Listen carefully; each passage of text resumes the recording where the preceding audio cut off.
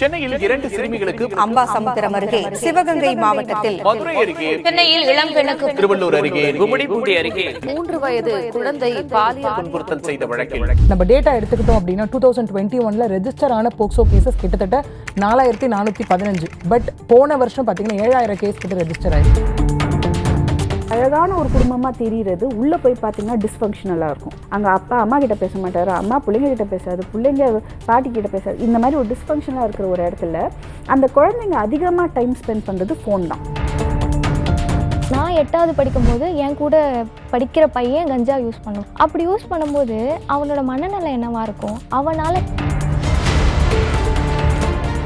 நிர்பயா வழக்கு எடுத்துக்கும் போது ஒரு ப்ரொஃபஸர் சொல்கிறாங்க, நிர்பயாவுக்கு அந்த நேரத்தில் அந்த பையனுக்கு அங்கே என்ன வேலை? ஒரு ப்ரொஃபஸருக்கு இந்த நாலேஜ் இருக்கும்போது நம்ம சமூகத்தில் இன்னும் அந்த விக்டிம் பிளேமிங் இருக்குது. நீங்கள் எதுக்கு 6 மணிக்கு மேலே வெளில போனீங்க? நீங்கள் ஏன் துப்பட்டா சரியாக போடலை? நீங்கள் சாரியில் இருந்தால் இந்த ப்ராப்ளம் வந்திருக்காது. இது நம்ம அடிக்கடி என்ன லவ் பண்ணலைன்னா வெட்ரா அவளை அப்படின்னு நான் பாடுறேன். அந்த பாட்டு இன்னி வரைக்கும் நம்ம பேன் பண்ணலையே. இன்னும் எத்தனை போலீஸ் அஃபிஷியலுக்கு ஒரு போக்சோ விக்டிம் இருக்காங்க, எப்படி ட்ரீட் பண்ணணும்னு தெரியல. ஃபர்ஸ்ட் ஆஃப் ஆல்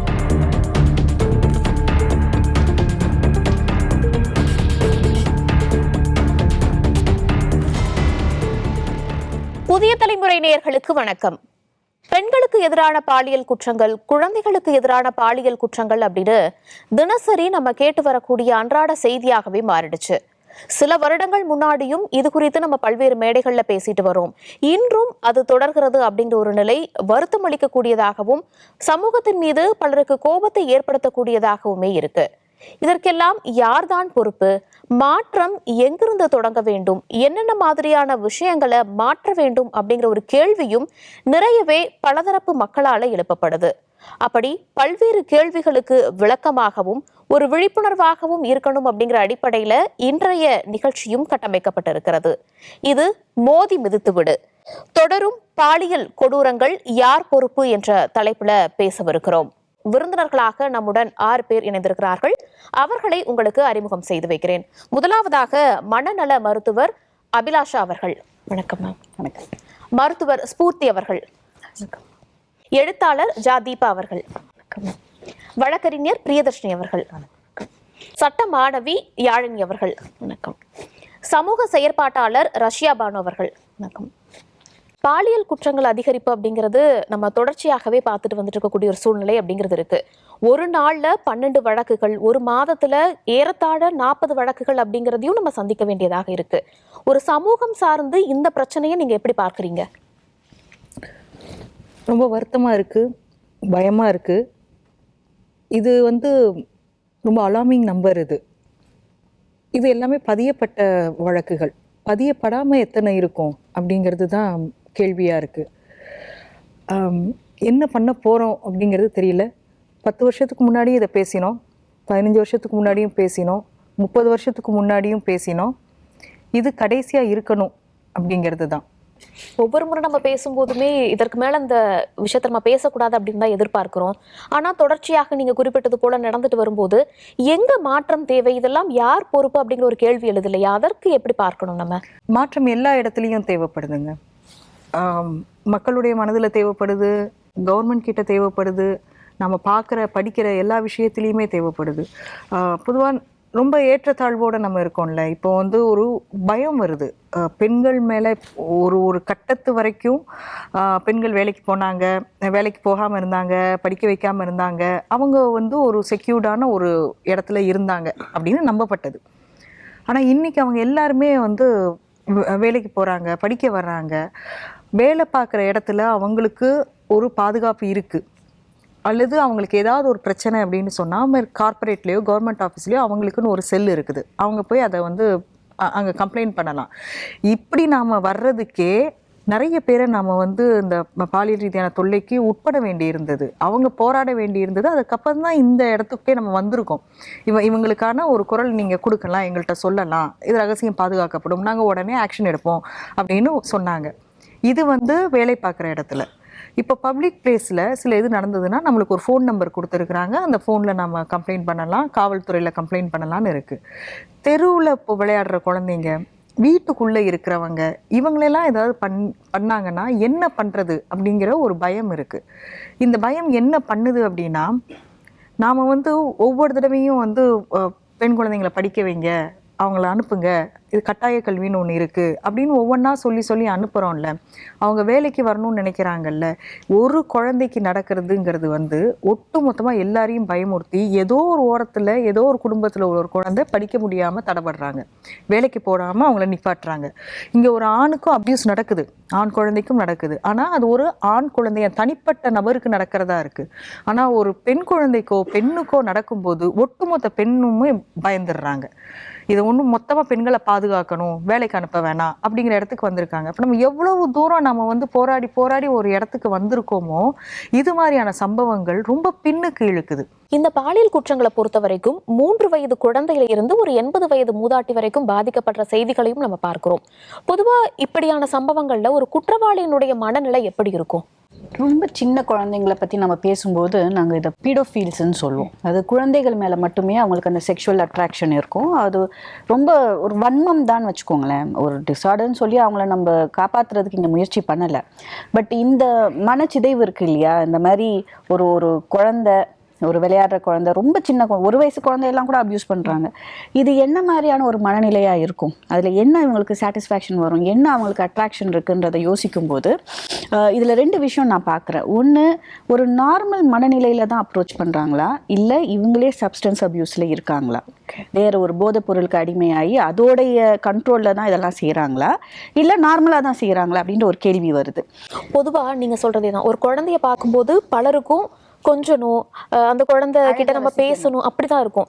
ஆனா இப்படி ஒரு வன்மமாக சிந்திக்கிற அளவிற்கு அவர்களுக்கு என்ன பிரச்சனை இருக்குங்கிறத நம்ம ஆராய வேண்டியதாக இருக்கு. அவ்வளவு வக்கரம் இருக்குன்னு சொல்லணும். இது வந்து நிறைய பேருக்கு வெளியில சொல்ல முடியாத அந்த ஸ்ட்ரெஸ் ஆகட்டும், அந்த அவங்க அபியூஸ் செய்யப்பட்டிருப்பாங்க, அவங்க எங்கேயோ இருக்கிற ஒரு கோவத்தையோ இல்லை வெறுப்பையோ இங்கே டிஸ்பிளேஸ் பண்றது. யூஸ்வலாக இந்த விக்டிம்ஸ்லாம் பார்த்தீங்கன்னா வீக்காக வல்னரபிளாக இருக்கிறவங்க, இந்த குழந்தைகளோ இல்லை பெண்கள் கூட வந்து அந்த வல்னரபிள் சுச்சுவேஷன் சொல்கிறோம்ல, இருட்டான ஒரு இடத்துல நைட் டைமில் வேறு யாரும் இல்லாமல் தனியாக போகிற பொண்ணு, இந்த மாதிரி தான் அவங்க அட்டாக் பண்ணுறாங்கன்னா அந்த வல்னரபிலிட்டியே இவங்க யூஸ் பண்ணிக்கிறாங்க, மிஸ்யூஸ் பண்ணிகிட்டு இருக்காங்க. அதுதான் வந்து மோஸ்ட் ஆஃப் த கேசஸில் நீங்கள் பார்க்கலாம். ஒரு குழந்தையை ஏமாற்றி வா, நான் அவனுக்கு முட்டாய் வாங்கி தரேன்னு கூட்டிகிட்டு போகிறதோ. அண்ட் இன்னொரு விஷயம் நம்ம எப்பவுமே சொல்கிறது தான், இந்த மாதிரி நடக்கிற குற்றங்கள் வந்து அந்த க்ளோஸ் அக்வைண்டன்ஸ் இருக்காங்களே, ஸ்ட்ரேஞ்சர்ஸ் கிடையாது, அந்த பழக்கப்பட்டவங்க. அந்த குழந்தை என்ன நினைக்கும்னா, டெய்லி பார்க்குற மாமா தானே, நம்ம தாத்தா தானே, பக்கத்து வீட்டு சித்தப்பா தானே, இந்த மாதிரி தான் அது நினைக்குமே ஒழிய திடீர்னு பூச்சாண்டி வந்து தூக்கிட்டு போகிற அந்த கான்செப்ட்லாம் இப்போ கிடையாது. அப்போ இது துரோகம், இது நம்பிக்கை துரோகமும் கூட. ஒரு குழந்தையோடைய மனநிலையிலேருந்து பார்த்தீங்கன்னா அப்போ யாரை நம்புறது? பழகிட்ட ஒருத்தன் அந்த குழந்தைய நேற்று வரைக்கும் ஒரு குழந்தையா கொஞ்சிட்டு இருந்தவன் இன்னைக்கு வந்து வேற மாதிரி பார்க்குறான்னா அது ஓவர் நைட்டில் வராது. அந்த வக்கரம் வந்து உள்ளுக்குள்ள உருவெடுத்து ரொம்ப நாள் ஆயிருக்கும். அதுக்கான ரைட் டைம் பார்த்து அட்டாக் பண்றது தான் இந்த மாதிரி சம்பவங்கள் நடக்கும். பாதிக்கப்பட்ட அந்த பெண்களாகட்டும் குழந்தைகளாகட்டும் அவங்க இந்த ஒரு பிரச்சனைக்கு பிறகு என்னென்ன மாதிரியான சிக்கல்களை சந்திக்கிறாங்க? ஃபர்ஸ்ட் ஸ்டெப்பே வந்து அவங்க இதை எப்படி ரிப்போர்ட் பண்ணுறது. இந்த மாதிரி ஒரு அப்யூஸ் நடந்திருக்கு, செக்ஷுவல் வயலன்ஸ் நடந்திருக்குன்னா அவங்க யாரை அப்ரோச் பண்ணுறதுன்னு அவங்களுக்கு ஃபஸ்ட்டு தெரியாது. ஃபஸ்ட்டு பயம். ஏன்னா சமூகம் வந்து இதை அக்செப்ட் பண்ணாது, இவங்க என்ன சொல்லுவாங்க, அவங்க என்ன சொல்லுவாங்க, இதுக்கப்புறமா என் வாழ்க்கை எப்படி இருக்கும். ஸோ அங்கேயே வந்து ஃபஸ்ட்டு பேரியர் வந்துடுது. போலீஸ் வரைக்கும் போயிருக்காங்கன்னா அதுக்கப்புறமா நிறைய வாட்டி வந்து எவிடன்ஸ் எப்படி கலெக்ட் பண்ணுறது. நிறைய ஹாஸ்பிட்டல்ஸ், ப்ரைவேட் ஹாஸ்பிட்டலில் நீங்கள் பார்த்தீங்கன்னா கவர்மெண்ட் ஹாஸ்பிட்டல் அனுப்பிச்சி விட்ருவோம். அண்ட் கவர்மெண்ட் ஹாஸ்பிட்டலில் கூட ஒரு ரேப் கிட், அது வந்து எவிடன்ஸ் எப்படி கலெக்ட் பண்ணுறாங்க. ஏன்னா இது வந்து ரொம்பவே முக்கியம். லேட்டர் ஆன் கேஸ் ஃபைல் ஆகிட்டு கோர்ட் ஒர்க்கு போனதுக்கப்புறமா இந்த எவிடன்ஸ் வந்து அந்த செயினை கரெக்டாக மேனேஜ் பண்ணியிருக்காங்களா, இந்த எவிடன்ஸ் வந்து கண்டாமினேட் ஆகிருக்கா, அது கரெக்டாக கலெக்ட் பண்ணியிருக்காங்களா. ஏன்னா இப்போது ஒரு செக்ஷுவல் வயலன்ஸ் ரேப் ஆனதுக்கப்புறமா நான் ஃபஸ்ட்டு ஒரு பெண்ணுக்கு என்ன தோணும், போய் குளிச்சிடலாம், அசிங்கமாக இருக்குது போய் குளிச்சிடலான்னு. பட் அந்த துணியை எடுத்து நீங்கள் மாற்றி நீங்கள் குளிக்கும் போது எல்லா எவிடன்ஸும் அது வந்து லூஸ் ஆகுது. அதே மாதிரி கவர்மெண்ட் ஹாஸ்பிட்டல் போகும்போது இது கரெக்டாக இந்த எவிடன்ஸ் கலெக்ட் பண்ணுறதுக்கு நிறைய வாட்டி அத்தாரிட்டிஸே கன்ஃபியூஸ்டாக இருப்பாங்க. அப்புறமா இதை எப்படி சேஃபாக வந்து போலீஸ்கிட்ட ஹேண்ட் ஓவர் பண்ணுறோம், போலீஸ் வந்து இதை எப்படி அந்த கஸ்டடி செயின் மேனேஜ் பண்ணுறாங்க, இது இருக்குது நிறைய இந்த சைடில். ஃபார் அ உமன், ஒரு பெண்மணிக்கு வந்து போலீஸ்கிட்ட போய் இது ரிப்போர்ட் பண்ணுறது, அதுக்கு முன்னாடி ஃபேமிலி என்ன சொல்லும், நம்மளை எவ்வளோ அசிங்கப்படுத்துவாங்க, சமூகம் என்ன சொல்லும், இந்த பயம் எல்லாம் இருக்குது. மேம் சொன்ன மாதிரி நிறைய வாட்டி வயலன்ஸ் வந்து நமக்கு தெரிஞ்சவங்களே தான் பண்ணுவாங்க, வீட்டுக்குள்ளே இருக்கிறவங்களே பண்ணுவாங்க. ஓன் ஃபேமிலி மெம்பரே நம்மளை இந்த மாதிரி ஒரு செக்ஷுவல் வயலன்ஸ் நடந்திருக்கு அப்படின்னும் போது எங்கே போய் சொல்கிறது? என்னை வந்து இன்சல்ட் பண்ணி வீட்டிலேருந்து வெளில அனுப்பிட்டாங்கன்னா எனக்கு என்ன சப்போர்ட் இருக்குது? நான் எங்கே போவேன்? ஸோ இது இவ்வளோ திங்ஸ், எனக்கு வீடு இல்லாமல் போகும், காசு இல்லாமல் போகும், என் குழந்தை வீட்டில் இருக்குது, என்ன அசிங்கப்படுத்தி என்ன, ஏன்னா ஒரு ஸ்ட்ரேஞ்சரை ப்ளேம் பண்ணுறதோட ஒரு ஃபேமிலி மெம்பரை ப்ளேம் பண்ணுறது இன்னும் கஷ்டம். இவ்வளோ தூரம் இதெல்லாம் இந்த பேரியர்ஸ் எல்லாம் தாண்டிட்டு போலீஸ் ஸ்டேஷன் கிட்ட போனால் நிறைய எஃப்ஐஆர்ஸ் ஏன் ஃபைல் ஆக மாட்டேங்குது? அங்கேயே வந்து ஒரு லேக் ஆஃப் அவேர்னஸ். அத்தாரிட்டிஸே என்ன சொல்லுவாங்க, ஃபேமிலி மெம்பரே நீங்கள் சொன்னீங்கன்னா அசிங்கமாயிடும், சொசைட்டியில் அக்செப்ட் பண்ண மாட்டாங்க. அங்கேயே வந்து நிறைய பேர் டிஸ்கரேஜ் பண்ணிடுவாங்க. அண்டு அந்த விக்டிம் பிளேமிங், நம்ம சொசைட்டி நம்ம சமூகத்தில் இன்னும் அந்த விக்டிம் பிளேமிங் இருக்குது. நீங்கள் எதுக்கு 6 மணிக்கு மேலே வெளில போனீங்க, நீங்கள் ஏன் துப்பட்டா சரியாக போடலை, நீங்கள் சாரியில் இருந்தால் இந்த ப்ராப்ளம் வந்திருக்காது. இது நம்ம அடிக்கடி வேற பார்க்குறோம். அண்ட் நம்ம சினிமாஸ்லேயும் அது வந்து ஒரு மாதிரி அப்ஜெக்டிஃபிகேஷன் இஸ் நார்மலைஸ் இந்த மாதிரியான விஷயங்கள் நம்ம திரும்ப திரும்ப கேட்கும்போது பொதுவாகவே எல்லாருக்கும் ஒரு கேள்வி வருது, ஒரு 3 வயசு குழந்தை எந்த டைம்ல போனா என்ன, எந்த ட்ரெஸ் போட்டிருந்தா என்ன அப்படிங்கிற ஒரு கேள்வி முன்வைக்கப்படுது இல்லையா? அதையும் நம்ம கவனிக்கிறோம் இல்லையா? Correct. As a matter of fact அதுதான் வந்து பிக்கெஸ்ட் திங் ப்ரூவ் பண்ணுது. நிறைய வாட்டி இந்த பாலியல் வன்கொடுமைகள் எல்லாம் செக்ஷுவல் டிசையர் ஜாஸ்தியாக இருக்கிறவங்கனால தான் இது வந்து ஆகுதுன்றாங்க. பட் ஆக்சுவலி நீங்கள் பார்த்தீங்கன்னா rape and sexual violence it's all about power, authority. So ஒரு வல்னரபிள் பர்சன், ஏன் ஒரு 3 வயசு பிள்ளைய பார்க்கும்போது செக்ஷுவல் டிசைர் வரப்போதா? இப்போ மேம் சொன்ன மாதிரி லைக் பீடோஃபைல்ஸ் எல்லாம் வந்து use to be very uncommon. இப்போ ஏன் இவ்வளோ பேர்? ஏன்னா அது வந்து ஒரு பவர், ஒரு அத்தாரிட்டி, அவங்கள வந்து கண்ட்ரோல் பண்ண முடியும் அப்படின்ட்டு ஒரு ஃபீலிங். ஏன் ஒரு 90-year-old மேலே கூட ஒரு கேஸ் வந்திருந்தது. So this is got nothing sexual டிசையருக்கும் இல்லை அவங்களுக்கு டெஸ்டோஸ்டிரான் ஜாஸ்தி, அவங்க மேஸ்குலினிட்டி ஜாஸ்தி, லிபிடோ ஜாஸ்தி, இதெல்லாம் சும்மா பேச்சு. ஆக்சுவலி இட்ஸ் ஆல் அபவுட் நான் அவங்கள கண்ட்ரோல் பண்ண முடியுமா. ஒரு ரிஜெக்ஷன் மென்னுக்கு வந்து there is this feeling that womenனா என்னோட கண்ட்ரோலில் இருக்கணும், ஒரு என்டைட்டில்மெண்ட், நாங்கள் வந்து அவங்கள கண்ட்ரோலில் வச்சுப்போம். ஸோ அவங்க ரிஜெக்ட் பண்ணிட்டாங்கன்னு வச்சுக்கோங்க, அது அவங்களுக்கு அசிங்கம். அண்ட் ஸோ அந்த ரிஜெக்ஷனுக்கு ரிவெஞ்ச் எடுக்கிறது. ஸோ இதெல்லாம் சொல்லலாம். But at the same time நீங்கள் ஆம்பளைங்களையும் பார்க்கணும். ஒரு 3 வயசு 5 வயசுல என்ன சொல்லுவாங்க, கீழே விழுந்து அடிபட்டுச்சுன்னு வச்சுக்கோங்க, என்ன சொல்லுவாங்க, நீ எல்லாம் அழக்கூடாது, நீ ஆம்பளை புள்ள, நீ சிங்கம், நீ எல்லாம் அழறது உனக்கு தப்பு. ஸோ அவங்களும் என்ன வந்து நான் வந்து ரொம்ப ஸ்ட்ராங், நான் அழக்கூடாது ஸோ இமோஷ்னலாக அவங்களால எக்ஸ்ப்ரெஸ் பண்ணுறது நம்ம சொல்லியே கொடுக்க மாட்டோம். எல்லாமே உள்ள வச்சுக்கணும், மேஸ்குலைனாக இருக்கணும், மேஸ்குலைனாக அப்படியே ஸ்ட்ராங்காக இருக்கணும், இதுதான் நம்ம பேசுகிறோம். பட் ஆனால் பரவாயில்ல, அழலாம், உங்களுக்கு கஷ்டமாக இருக்குன்னா அதை பற்றி பேசலாம். அந்த எக்ஸ்ப்ரெஷன் வந்து நம்ம சின்ன வயசுலேயே மேல் சைல்டை வந்து அதை ஸ்டாப் பண்ணிடுறோம். ஸோ எல்லா சைட்லேயும் இந்த ப்ராப்ளம் இருக்குது. கம்யூனிட்டி ப்ராப்ளம் இருக்குது, ஃபேமிலியில் நம்ம பிள்ளைங்களை எப்படி வளர்க்குறோம். ஒரு பெண் குட்டிக்கிட்ட வந்து சொல்லுவோம் 6 மணிக்கு மேலே போகாத, ட்ரெஸ் இப்படி போடு, எப்படி உட்காரணும் எல்லாமே சொல்லுவோம். ஆனால் அந்த ஆம்பளை பிள்ளைக்கிட்ட ஒரு பெண்ணை எப்படி ரெஸ்பெக்ட் பண்ணணும், பவுண்ட்ரினா என்ன, கன்சென்ட்னா என்ன, அது ஒரு அதிகாரமாக தானே நம்ம வளர்க்குறோம். பிள்ளைக்கிட்ட பெண் பிள்ளைக்கிட்ட வந்து இந்த வேலை பாரு, அது கற்றுக்கோ, இது கற்றுக்கோன்ற. ஆனால் ஆம்பளை பிள்ளை அவன் துணியை கூட எடுத்து அந்த லாண்ட்ரி பேஸ்கெட்டில் போடுறதோ இல்லை அவன் பிளேட் எடுத்து சிங்கில் போடுறது ரொம்ப கம்மியான பேரண்ட்ஸை இன்னும் இப்போ கூட அது ரொம்ப கம்மியாக தான் இது சொல்லி கொடுக்குறோம். ஸோ எல்லா லெவல்ஸ்லேயும் ப்ராப்ளம்ஸ் இருக்குது. இப்போது நம்ம வழக்குகளை பேசிகிட்டு இருக்கிறது அப்படிங்கிற அடிப்படையில் பார்த்தோம்னா பதியப்பட்ட வழக்குகள், நமக்கு தெரிஞ்ச வெளிச்சத்திற்கு வந்த வழக்குகள் அப்படிங்கிறத நம்ம பேசிகிட்டு இருக்கோம். இது இல்லாமல் இன்னும் எவ்வளவோ இடங்களில் இந்த பிரச்சனைகள் நிச்சயமாக நடந்துட்டு வரும் இல்லையா? சட்டம் சார்ந்து இதை எப்படி அணுகணும்? இன்னும் நிறைய பேர் சொல்லக்கூடிய விஷயம், இந்த மாதிரியான ஒரு சம்பவங்கள் நடக்கும்போது தண்டனைகள் கடுமையாக்கப்படணும், சட்டங்கள் கடுமையாக்கப்படணும் நம்ம சொல்லிக்கிட்டு தான் இருக்கோம். பட் ஆனால் எவ்வளோ பேருக்கு இங்கே அவேர்னஸ் இருக்குது தட் விமனை சேஃப்கார்ட் பண்ண நியர்லி டு 40 laws இருக்குது. ஓகே, ஸோ ஒன்று அது. ரெண்டாவது வந்துட்டு வெளியில் வராங்க அப்படின்னா லேக் ஆஃப் அவேர்னஸ். யாரை அப்ரோச் பண்ணணும், எங்கே போய் அப்ரோச் பண்ணணும், எந்த மாதிரி போகணும் அப்படிங்கிறது. ஃபார் எக்ஸாம்பிள் நம்ம டேட்டா எடுத்துக்கிட்டோம் அப்படின்னா 2021 ரெஜிஸ்டர் ஆன போக்சோ கேசஸ் கிட்டத்தட்ட 4415. பட் போன வருஷம் பார்த்தீங்கன்னா 7000 கேஸ் கிட்ட ரெஜிஸ்டர் ஆயிருக்கு. ஒரு பக்கம் அவேர்னஸும் அது காரணம், விச் மீன்ஸ் போக்சோனா நம்ம போய் சொல்லணும், வெளியில் போய் பேசணும் அப்படிங்கிறது. அதுக்கு ஒரு பெரிய ஒரு சேஞ்ச் ஓவர் கொடுத்தது பார்த்தோன்னா அன்யானிசிட்டி கேஸ். ஏன்னா அன்யானிசிட்டி கேஸ்க்கு அப்புறம் தான் வெளியே நான் நிறைய அந்த ஒரு லைக் நியூஸ் பைட்டும் பார்த்தேன். பாஷ்னா அப்படின்னு என்ன கேட்டால் பசங்களுக்கு தெரியல. See, which is mandatory for all the institutions. அது எந்த இன்ஸ்டிடியூஷனாக இருந்தாலும் பாஷை பற்றி, that is POSH committee, Vishaka committee or internal கமிட்டியை பற்றி அவங்க கண்டிப்பாக அவேர்னஸ் செஷன் பண்ணியிருக்கணும். That is what law says. POSH act 2013 சொல்லுது இல்லையா? ஃபர்ஸ்ட் டைம் வார்னிங்கோட 50,000 ஃபைன், செகண்ட் டைம் அந்த பர்டிகுலர் ஆர்கனைசேஷன் இன்ஸ்டிடியூஷனோட லைசன்ஸே கேன்சல் ஆகும். இது எவ்வளோ பேருக்கு தெரியும்? தெரியாது. அதே மாதிரி அப்படியே தாண்டி வந்தோம்னா POCSO is something which is for both gender. இப்போ நம்ம திரும்ப என்ன பண்ணுறோம், prevention of children from sexual அஃபென்ஸ்னா பொன் குழந்தைக்கு பொம்பளை பசங்களுக்கு ஐயோ அப்படின்னு நினச்சிட்டு இருக்கோம். பட் ஆனால் அது ஆம்பளை பசங்களுக்கும் பொருந்தும் அப்படிங்கிறது. ஏன்னா ரீசெண்டாக நம்ம பார்த்தோன்னா அகெயின் ஒரு போலீஸ் ஆஃபீஸர்னாலே ஒரு சிறுவனுக்கு ஏற்படுத்தப்பட்ட ஒரு விஷயம் இல்லையா? ஏன்னா அது வந்து நம்ம விச் மீன்ஸ் அதை நார்மலைஸ் பண்ண முடியாது. ஏன்னா இது வந்து ஒரு ட்ரையாங்குலராக நம்ம ஹேண்டில் பண்ணணும். விளாத்திக்குளம் ஜட்மெண்ட் வந்துட்டு பார்த்தோன்னா 76வது நாளில் கொடுத்த ஜட்மெண்ட். யூஸ்வலாக நம்ம இந்தியன் லா சிஸ்டம் ஜுடிஷியல் சிஸ்டம் படி பார்த்தோன்னா சிங்கிள் டெத் பெனால்ட்டியே ரொம்ப ரேர். ஏன்னா நம்ம ஸ்டில் இன்னொரு பக்கம் ஹியூமன் ரைட்ஸ் ஆப்ஷனுக்கு போயிடுவோம் இல்லையா? ஏன்னா அது வந்து ஹியூமன் ஒரு இது நேச்சர் கிடையாது, அது நம்ம யாரும் உயிர் எடுக்க நமக்கு இது கிடையாதுன்னும் போது டபுள் டெத் பெனால்ட்டி கொடுக்கப்பட்டது. ஏன்னா அங்கே நீதிபதி அவர்கள் பார்த்தது வந்து அவங்களோட இது மைண்ட் செட் என்ன மாதிரி இருக்குன்னு.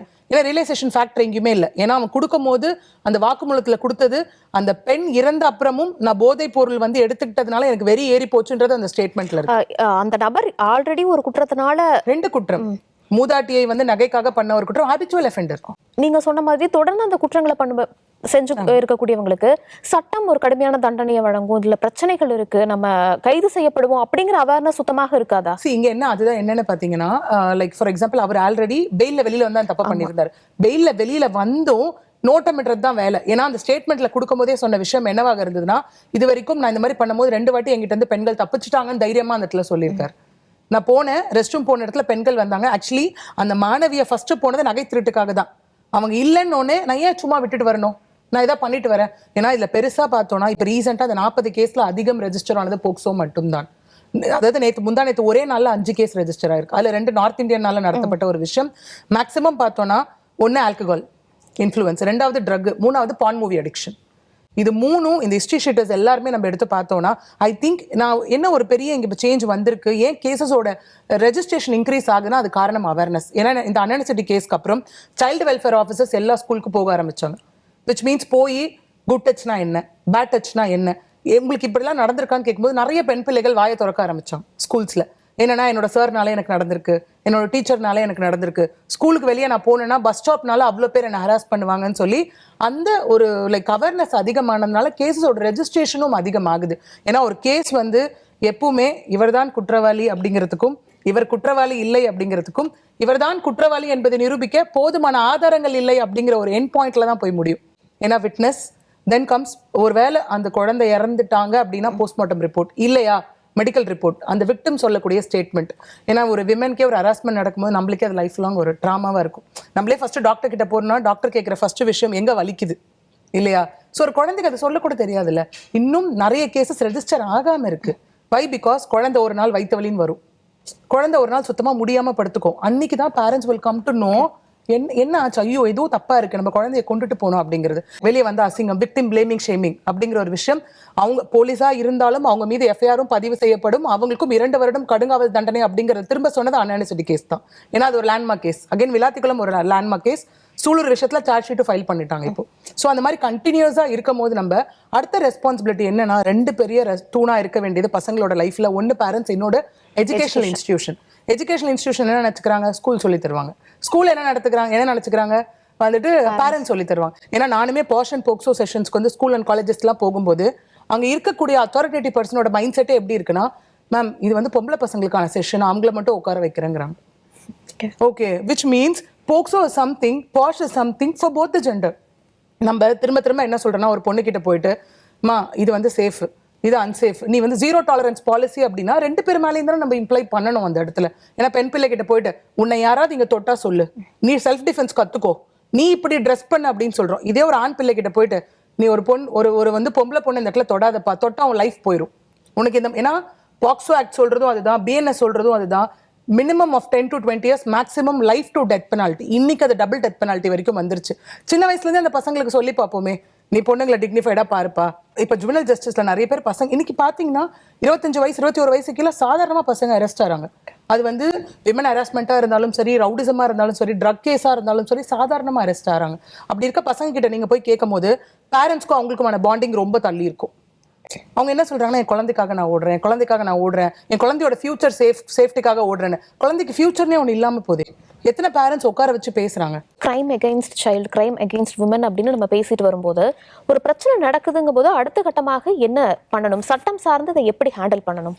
ஒரு சட்ட மாணவியா நான் என்ன பார்க்குறேன் அப்படின்னா, லைக் நிர்பயா வழக்கு எடுத்துக்கும் போது லைக் இதை பற்றின ஒரு டிபேட் எங்களுக்கு கூட போகும்போது ஒரு ப்ரொஃபஸர் சொல்கிறாங்க, நிர்பயாவுக்கு அந்த நேரத்தில் அந்த பையனுக்கு அங்கே என்ன வேலை? அப்போது ஒரு ப்ரொஃபஸருக்கு இந்த நாலேஜ் இருக்கும்போது அப்போ சாதாரண மனுஷனுக்கு என்ன நாலேஜ் இருக்கும்? இல்லை, இப்போ ரீசெண்ட் டைம்ஸில் நம்ம பார்க்கும்போது அண்ணா யூனிவர்சிட்டி கேஸாக இருக்கட்டும், சூடூரில் அந்த சின்ன குழந்தை, இப்போ ரீசெண்டாக இந்த வீக்ஸில் பதிவாகிட்டு வர கேசஸ் அப்படின்னு நம்ம எல்லாத்தையுமே பார்க்கும்போது ஒரு சமூகம் சார்ந்த பிரச்சனையாக தான் நம்ம பார்க்கணும்.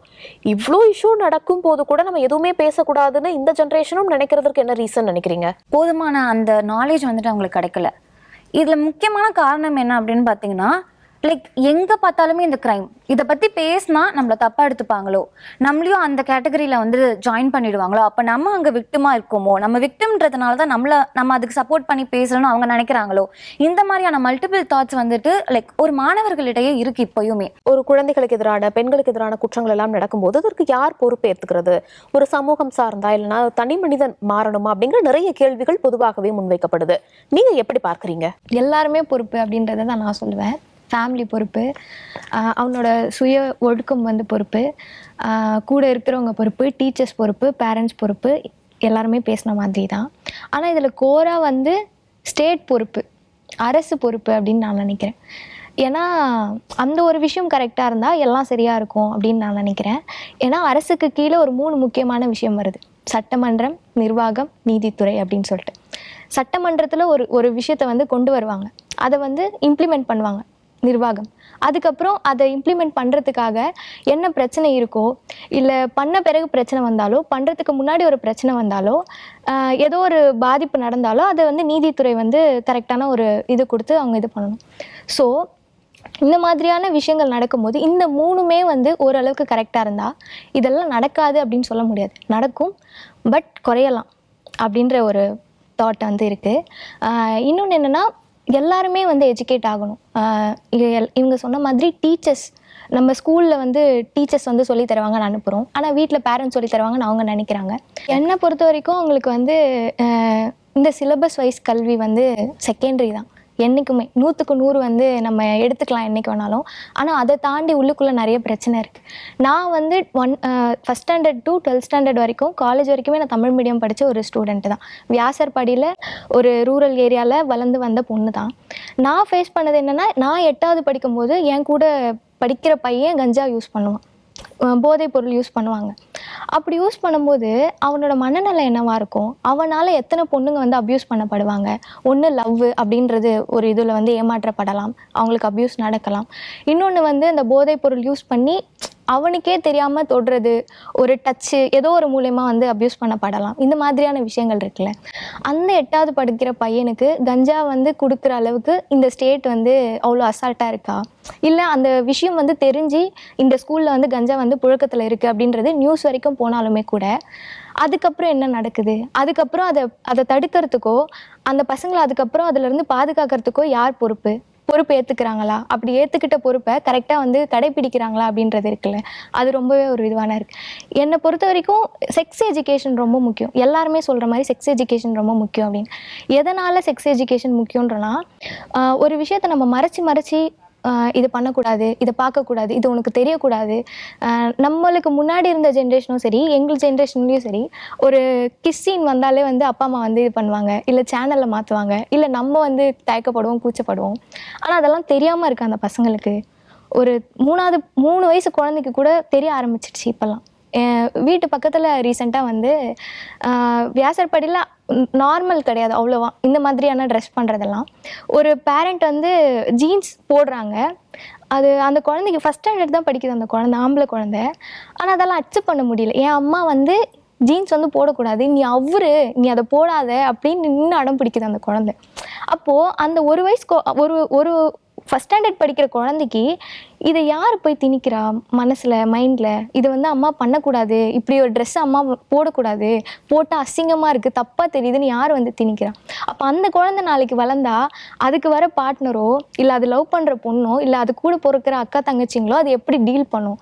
அது கூட பழகிற பொம்பளை பசங்களை அது எப்படி டீல் பண்ணணும்னு இருக்குல்ல, அது ரொம்பவே மோசமானதாக இருக்குது. என்னென்ன காரணிகள் இந்த குற்றங்களுக்கு மெயின் ரீசனாக இருக்கு? ஸ்கூல்ல இருந்தே இருக்குதுங்க. ஸ்கூலில் வந்து பேசுகிறாங்கன்னா எல்கேஜி குழந்தைக்கு முதல்ல சொல்லி தர்றது keep your fingers on your lips அப்படின்னு சொல்லி தருவாங்க. ஏதாவது கேட்டால் உட்காருன்னு சொல்லுவாங்க. பி ஒபீடியன்ட் அப்படின்னு சொல்லி தருவாங்க. நிற்காத, உட்காரு, வரிசையில் போ, கையை பின்னாடி கட்டு, எல்லாமே நம்ம வந்து அவங்களுக்கு இன்ஸ்ட்ரக்ஷன் தான் கொடுக்குறோம். கான்வர்சேஷனே இருக்காது. அது வந்து கவர்மெண்ட் ஸ்கூலோ ப்ரைவேட் ஸ்கூல் எனி ஸ்கூல் நீங்கள் எடுத்துக்கோங்க, குழந்தைங்களுக்கு ப்ரீகேஜியில் இருந்தே சத்தம் போடக்கூடாது. நீங்கள் தொடர்ந்து வந்து இந்த ஒபீடியண்ட்டாக இருக்கிறதுக்காக நீங்கள் சொல்லி கொடுத்துட்டே இருக்கீங்களா, அது ஒரு கான்வர்சேஷன் மூலமாகவே நடக்காது. இயல்பாக குழந்தைங்க இருக்காது. முதல்ல ஸ்கூலுக்கு போன உடனே அது இயல்பாக தான் தொலைக்குது. இப்படி வளர்கிற ஒவ்வொரு சைட்லேயும் அந்த ஸ்ட்ரெஸ்ஸோடு வளர்கிற குழந்தைங்க தனக்கு ஏதாவது பிரச்சனைனா வெளியில் சொல்ல மாட்டாங்க. அது வந்து தவறுன்னு நினைக்கிறாங்க. அது வந்து ஒபீடியன்ட் இல்லைன்னு நினைக்கிறாங்க. அது ஒரு டீச்சரோ யாராக இருந்தாலும். அப்போ இந்த இடத்துல நம்ம வந்து இந்த கான்வர்சேஷன் இடத்துக்கு நம்ம வர வேண்டி இருக்குது. குழந்தைங்களோட பேச வேண்டி இருக்குது. கூட இருக்கிறவங்களோட நம்ம வந்து கம்யூனிகேட் பண்ண வேண்டி இருக்குது. முன்னாடி வீடுகளில் உட்காந்து பேசுவாங்க. ஒரு நியூஸ் பேப்பர் எடுத்து வச்சு அரசியல் பேசுவாங்க. வீட்டில் சாப்பிடும்போது ஒன்று பேசுவாங்க. இன்றைக்கு நாம் எல்லாரும் ஆளுக்கு கையில் ஒரு மொபைல் வச்சுருக்கோம். மொபைலை பார்த்துக்கிட்டே சாப்பிட்றோம். இது ரொம்ப சாதாரண விஷயமா இருக்கும். இதெல்லாம் ஒரு விஷயமான இருக்கும். ஆனால் இது எவ்வளோ பெரிய இம்பேக்டை உண்டு பண்ணுதுன்னு நம்மளால் வந்து யோசிக்கவே முடியாது. இது ஒரு காரணம். இரண்டாவது, அம்மா அப்பா பேரண்ட்ஸுக்கும் குழந்தைங்களுக்குமான அவங்க சொன்ன மாதிரி அந்த பிரிட்ஜு வந்து அகண்டுக்கிட்டே போகுது. எல்லா இடத்துலையுமே அது இருக்குது. இது வந்து ஒரு பெரிய ஒரு பிரச்சனையாக இன்றைக்கி இல்லை, இன்னும் போக போக இதனுடைய எஃபெக்ட் இனிமே தான் இன்னும் மோசமாகவே நமக்கு தெரிய வரும். குழந்தைங்களை யார் வளர்க்குறாங்க? இன்றைக்கி யார் சொல் பேச்சை கேட்குறாங்க? இன்றைக்கி சோஷியல் மீடியா இன்ஃப்ளூயன்சருடைய சொல் பேச்சு தான் குழந்தைங்க கேட்குறாங்க. அவங்க என்ன சொல்கிறாங்களோ அதை தான் உள்வாங்கிறாங்க. சினிமாவில் என்ன காட்டப்படுதோ அதை தான் அவங்க உள்வாங்கிறாங்க. நீங்கள் சினிமாவில் ஒரு பெண் என்ன காதலிக்கலை, அந்த ஹீரோவை காதலிக்கலைன்னா என்ன வேணாலும் அந்த பெண்ணை பேசலாம், எப்படி வேணாலும் துரத்தலாம், நீங்கள் ஸ்டாக்கிங் பண்ணலாம், என்ன மாதிரியான வார்த்தைகளையும் போடலாம், கெட்ட வார்த்தைகள் பேசலாம், ஆனால் பீப் சவுண்ட் போட்டுக்கலாம். ஸ்கூல் படிக்கும்போதே லவ் பண்ணுறது தவறில்லை. இதை எல்லாத்தையும் நீங்கள் இன்னைக்கு இளைஞர்களுக்கு ஜென்சிக்கு பிடிக்கும். நீங்கள் தொடர்ந்து இப்போ வர்ற படங்கள் எல்லாத்தையும் எடுத்து பாருங்கள். இதைத்தான் அந்த குழந்தைங்க பார்க்குறாங்க. இன்னைக்கு பிலோ 13 குழந்தைங்க போகக்கூடாதுன்னு அவங்க சர்டிஃபிகேட் தராங்க. 5 வயசு குழந்தை கூட போய் தியேட்டரில் போய் படம் பார்க்குது, கை தட்டுறாங்க. வீட்டுக்குள்ளே வந்துருச்சு படம். இதை பார்க்குற குழந்தைங்களுடைய மனநிலை என்னவாக இருக்கும்? நீங்கள் பொறுப்போடு எடுங்க, நீதிநெறி விளக்கத்தோடு ஒரு படத்தை எடுங்கன்னு யாரும் கேட்கல. ஆனால் குறைந்தபட்ச சமூக பொறுப்பு எல்லாருக்கும் வேணும், டைரக்டர்ஸ்க்கு வேணும். இன்னைக்கு வந்து போதைப் பொருளை பற்றி ஒரு ஹீரோ நடிக்கிறாருங்க, அதில் போதைப் பொருள் கடத்துறாரு, கஞ்சாவுக்காக 4 பேர் வெட்டுறாரு, அவர் சிஎம் ஆறார். இது நம்ம பேசித்தான் ஆகணும். இந்த இடத்துல அவர் சிஎம் ஆறாருங்க, நம்ம எல்லாரும் அவருக்கு ஓட்டு போட்டிருக்கோம். அப்போ நம்ம எங்கே தவற விடுறோம்னு பாருங்கள். நாம் வந்து சோர்ஸை விட்டுக்கிட்டு வேறு ஏதோ பேசிக்கிட்டு இருக்கோம். இதுதான் விஷயம். நீங்கள் யார் என்ன சொல்கிறாங்கங்கிறத பொறுத்து தான் இன்றைக்கி சோஷியல் மீடியாவோடைய இன்ஃப்ளூயன்ஸும் சினிமாவோடைய இன்ஃப்ளூயன்ஸ்லையும் தான் பசங்க தங்களை வந்து வடிவமைச்சிக்கிறாங்க. இது நல்லது, இது கெட்டது, என்னதான் நம்ம பார்த்தாலும் அதை நம்ம ஃபில்டர் பண்ணணும் அப்படிங்கிற அந்த ஒரு நாலேஜ் வந்து போதுமானதளவு இல்லை அப்படின்னு நினைக்கிறேன். பேரண்ட்ஸ்க்கு இல்லை, பெரியவங்களுக்கு அது இல்லை, குழந்தைங்களுக்கு அது எப்படி வரும்? அவங்களுக்கு நீங்கள் எல்லா கையிலையுமே நீங்கள் வந்து ரொம்ப சின்ன விஷயங்க, சாதாரண விஷயம். இன்றைக்கி ஸ்கூலினுடைய ஆப்பு, வாட்ஸ்அப் எல்லாமே ஃபோனில் தான் வருது. டைரி எழுதி கொடுக்குற பழக்கம் இன்றைக்கி கிடையவே கிடையாது. ஃபோன் எடுக்கிற குழந்தை அந்த ஆப் மட்டும்தான், ஸ்கூல் ஆப் மட்டும்தான் பார்ப்பாங்கங்கிறதுக்கு என்ன கேரண்டி இருக்குது? ஸ்கூல் ஆப்பை மினிமைஸ் பண்ணிவிட்டு அவங்க வெளியில் எல்லாம் போயிட்டு எல்லாமே அவங்க பார்க்குறாங்கல்ல. நமக்கு தெரியாத பல விஷயங்கள் அவங்களுக்கு தெரியுது. இன்றைக்கி எல்லாமே கொட்டி கிடக்கு, நம்ம கண்ணு முன்னாடி இருக்குது. எதை நீங்கள் ஸ்டாப் பண்ணுவீங்க? எப்படி அவங்கள ஸ்டாப் பண்ணுவீங்க? அவங்க சொல்கிறது தான் அவங்களுக்கு வேதவாக்காக இருக்குது. இதை நாம் எங்கே கண்ட்ரோலுக்கு நம்ம கொண்டு வர்றோமோ, நிறைய கவர்மெண்ட் இப்போ வந்து சொல்லிட்டாங்க, குழந்தைங்க வந்து சோஷியல் மீடியா யூஸ் பண்ணக்கூடாது அப்படிங்கிறத அவங்க கூட ஃபிக்ஸ் பண்ணுறாங்க. அதையும் மீறி அவங்க பார்க்குறாங்க, அப்பா அம்மாவுடைய அக்கௌண்ட்லேருந்து பார்க்குறாங்க. உலகம் அவங்களுக்கு வேறு விதமாக விரிவடைஞ்சிட்டு போகுது. நமக்கு பக்கத்து தெருவில் நடக்கிறது நம்மளுக்கு பெரிய விஷயமாக இருந்தால் அவங்களுக்கு கொரியாவில் நடக்கிறதும் ஜப்பானில் நடக்கிறதும் அவங்களுக்கு பெரிய விஷயமா இருக்குது. அதைத்தான் அவங்க ஃபாலோ பண்ணுறாங்க. இதை நம்ம எங்கே ஸ்டாப் பண்ண போகிறோம்? இதுதான் ஒரு பெரிய கொஸ்டின். இப்போ சோஷியல் மீடியா ரொம்ப ஆக்சசபிளாக இருக்குது, ஈஸியாக ஒரு ஃபோன் கிடச்சிருது அப்படிங்கிற காரணம் இந்த குற்றங்களுக்கு அதிகமாக ஏற்படுவதற்கான ஒரு காரணம் அப்படின்னு நீங்கள் நினைக்கிறீங்களா? நிச்சயமா. ஏன்னா இப்போ பெற்றோருக்கு ஒரு பெரிய பெருமை என்னன்னா, என் பிள்ளை எப்பவுமே ஃபோனில் எனக்கு தெரியாதெல்லாம் அவனுக்கு தெரியும், எனக்கே டவுட்னா அவனை தான் கேட்பேன் அப்படின்வாங்க. இன்னொன்று, அவங்க கோடிங் அவங்களே பண்ணுறாங்க, ஆப் அவங்களே டெவலப் பண்ணுறாங்கலாம். நான் எப்பவுமே ஒரு விஷயம் சொல்லுவேன். ஸோ மனுஷன் எவ்வளோ வேணாலும் வளரலாம், அவன் வேறு கிரகத்துக்கு போகலாம், ஆர்டிஃபிஷியல் இன்டெலிஜென்ஸ் டெவலப், ரோபோ பண்ணலாம், எல்லாமே பண்ணலாம். ஆனால் அவன் மனுஷன்தான். ஸோ மனிதாபிமானம் இல்லாத ஒரு மனுஷன் மனுஷனே கிடையாது அடிப்படையில். இப்போ நம்ம வளர்ந்த நாடுகள் பார்க்குறோம். இப்போ ஜப்பானே எடுத்துக்கிட்டிங்கன்னா அவங்க என்னென்னமோ கண்டுபிடிக்கிறாங்க, சயின்டிஃபிக்காக என்னென்னமோலாம் பண்ணுறாங்க. ஆனால் அந்த ஸ்கூல் பசங்களை நீங்கள் பார்த்தீங்கன்னா அவங்க தட்டை அவங்களே கழுவுவாங்க, அவங்க கிளாஸ் ரூம் அவங்களே க்ளீனாக வச்சுக்குவாங்க. அவங்க பப்ளிக் டிரான்ஸ்போர்ட்டை ஒரு சின்ன அழுக்கு நீங்கள் பார்க்க முடியாது. ஒரு பப்ளிக் டிரான்ஸ்போர்ட்டில் நீங்கள் டூரிஸ்ட்டாக போய் காலை தூக்கி மேலே வச்சிங்கன்னு வச்சுக்கோங்களேன், அங்கே இருக்கிற ஜனங்க அழறாங்க. ஓகே, அவங்களுக்கு என்னுடைய பொருள் இது, என் கவர்மெண்ட் நான் கஷ்டப்பட்டு டேக்ஸ் கட்டி நான் வச்சுருக்கேன், இப்படி பண்ணுறீங்களே அப்படின்ற அந்த ஒரு ஃபீலிங் இருக்கு இல்லையா, அந்த என்னுடைய அப்படின்றது அது அவங்க மக்கள் மேலேயும் அவங்க வச்சுருக்காங்க. என் மக்களுக்கு ஏதாவதுன்னா நான் நிற்பேன் அப்படின்றது. ஸோ அந்த மாதிரி ஒரு யூனிட்டி இங்கே இருக்கணும். ஒரு குற்றம் நடக்குதுன்னா எனக்கு என்ன வந்துச்சு, அது யார் வீட்டு குழந்தையோன்னு இருக்கக்கூடாது, அது அடுத்தது உங்கள் வீட்டுக்குள்ளே வரும். ஸோ இது எல்லாரும் சேர்ந்து நம்ம ஸ்கூலில் சொல்கிறோம், கவர்மெண்ட்டை சொல்கிறோம், பேரண்ட்ஸை சொல்கிறோம். இன்னும் சொல்ல போனால் பேரண்ட்ஸ் இந்த dysfunctional family, dysfunctional is different, separated is different. Okay, செப்பரேட்டடில் பியூட்டிஃபுல் பேரண்டிங் பண்ணுற பேரண்ட்ஸ்லாம் நான் பார்த்துருக்கேன். சிங்கிள் பேரண்ட்டாக இருப்பாங்க, அவ்வளோ அக்கறையான அவங்களுக்கு என்னென்னா அப்பா மாத்திரம் வளர்த்த புள்ள, அம்மா மாத்திரம் வளர்த்த புள்ளன்னு வந்துடக்கூடாது அப்படின்னு கண்ணும் கருத்துமா வளர்த்து அந்த பிள்ளைய ஒரு குட் சிட்டிசனாக விடுறாங்க. ஆனால் நம்ம வெளியிலேருந்து பார்க்குறப்ப அழகான ஒரு குடும்பமாக தெரிகிறது, உள்ளே போய் பார்த்தீங்கன்னா டிஸ்ஃபங்க்ஷனலாக இருக்கும். அங்கே அப்பா அம்மா கிட்ட பேச மாட்டார், அம்மா பிள்ளைங்க கிட்ட பேசாது, பிள்ளைங்க பாட்டி கிட்ட பேசாது. இந்த மாதிரி ஒரு டிஸ்ஃபங்க்ஷனாக இருக்கிற ஒரு இடத்துல அந்த குழந்தைங்க அதிகமாக டைம் ஸ்பெண்ட் பண்ணுறது ஃபோன் தான், ஃபோன் அண்ட் லேப்டாப். அண்ட் எல்லாரும் தனியாக ரூமில் போயிடுறாங்க, லாக் பண்ணிக்கிறாங்க. முந்தைய காலத்துலலாம் இந்த ஏதாவது ஒரு மியூசிக்கல் இன்ஸ்ட்ருமெண்ட்டோ இல்லை ஏதாவது ஒரு ஸ்போர்ட்ஸோ எல்லா குழந்தைங்களும் ஏதோ ஒன்றில் இருப்போம். நாங்கள் சின்ன வயசில் இருக்கப்பெல்லாம் ஏதோ ஒன்று கற்றுக்குவோம். இப்போ ஈவினிங் வந்தோன்னா இந்த கிளாஸ் அந்த கிளாஸ், ஏன்னா டு கீப் அஸ் என்கேஜ். ஏதாவது ஒன்று இருக்கணும் யோசிக்கிறதுக்கு. நீங்கள் ஐடல் மைண்ட் இஸ் டெவில்ஸ் ஒர்க் ஷாப்புன்றது இது ரொம்ப முக்கியம். கையில் ஒரு விதை வேற கொடுத்துட்றோம், ஃபோனை வேற.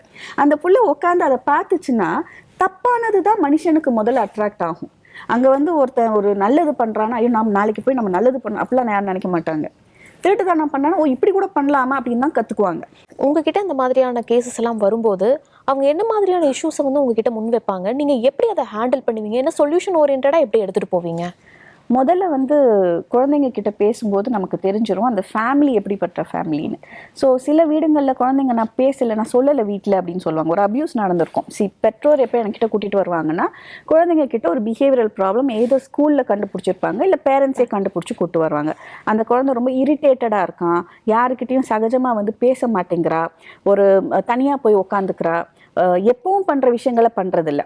ஜாலியாவா சினிமா போகலான்னா வருவா, இப்போ என்ன நான் வரல எனக்கு பிடிக்கல அப்படின்னு சொல்கிறா, சிடுச்சிடுன்னு இருக்கா, சரியாக சாப்பிட்றதில்ல, தூங்குறதில்ல, இல்லை தூக்கத்தில் அலறிக்கிட்டு எந்திரிக்கிறா, நைட் மேஸ் இருக்குது. அப்புறம் ஒரு பர்டிகுலர் பர்சன் நல்லா தான் பழகுவா, என்னன்னு தெரியல, அவங்க வீட்டுக்கெல்லாம் இனிமேல் கூப்பிடாதீங்கன்றா, அவங்க அவாய்ட் பண்ண பார்க்குறா, அவங்கள பற்றி ஏதோ சொல்கிறா, இனிமேல் அந்த அங்கிளை வீட்டுக்கு வர விடாதீங்க அப்படிலாம் சொல்கிறா. இதெல்லாமே வித்தியாசமாக இருக்குன்னு கண்டுபிடிச்சிட்டு அப்புறம் தான் கவுன்சிலிங்க்கு கூட்டிகிட்டு வருவாங்க. கவுன்சிலிங்கில் நம்ம பேசும்போது தெரியும், அந்த குழந்தைகிட்ட கேட்போம். பெற்றோருக்கு அப்போ வரைக்கும் தெரியாது ஒரு அப்யூஸ் நடந்திருக்குன்னு. ஸோ அந்த குழந்தைகிட்ட பேசும்போது சொல்லும், ஆமாம் யாருமானா சோ அண்ட் சோ. ஏம்மா உங்கள் அப்பா அம்மா கிட்ட சொல்லன்னா, எங்கள் அப்பா அம்மா கிட்ட பேச முடியாது, அவங்க என்ன தான் திட்டுவாங்க, நீ ஏன் போனேன்னு திட்டுவாங்க. ஒன்று. ரெண்டாவது, சில வீடுகளில் ரொம்ப வருத்தமான விஷயம், அந்த பெற்றோர்கிட்ட போய் சொல்லியும் பெற்றோர் அதெல்லாம் ஒன்றும் இல்லை போம்மா, எனக்கு ஒரு மாதிரி இருக்குமா, நான் உட்காருமா, என்னம்மா பண்ணுது அப்படின்னு கேட்டால் தான் அடுத்த கான்வர்சேஷன் பில்ட் ஆகும்.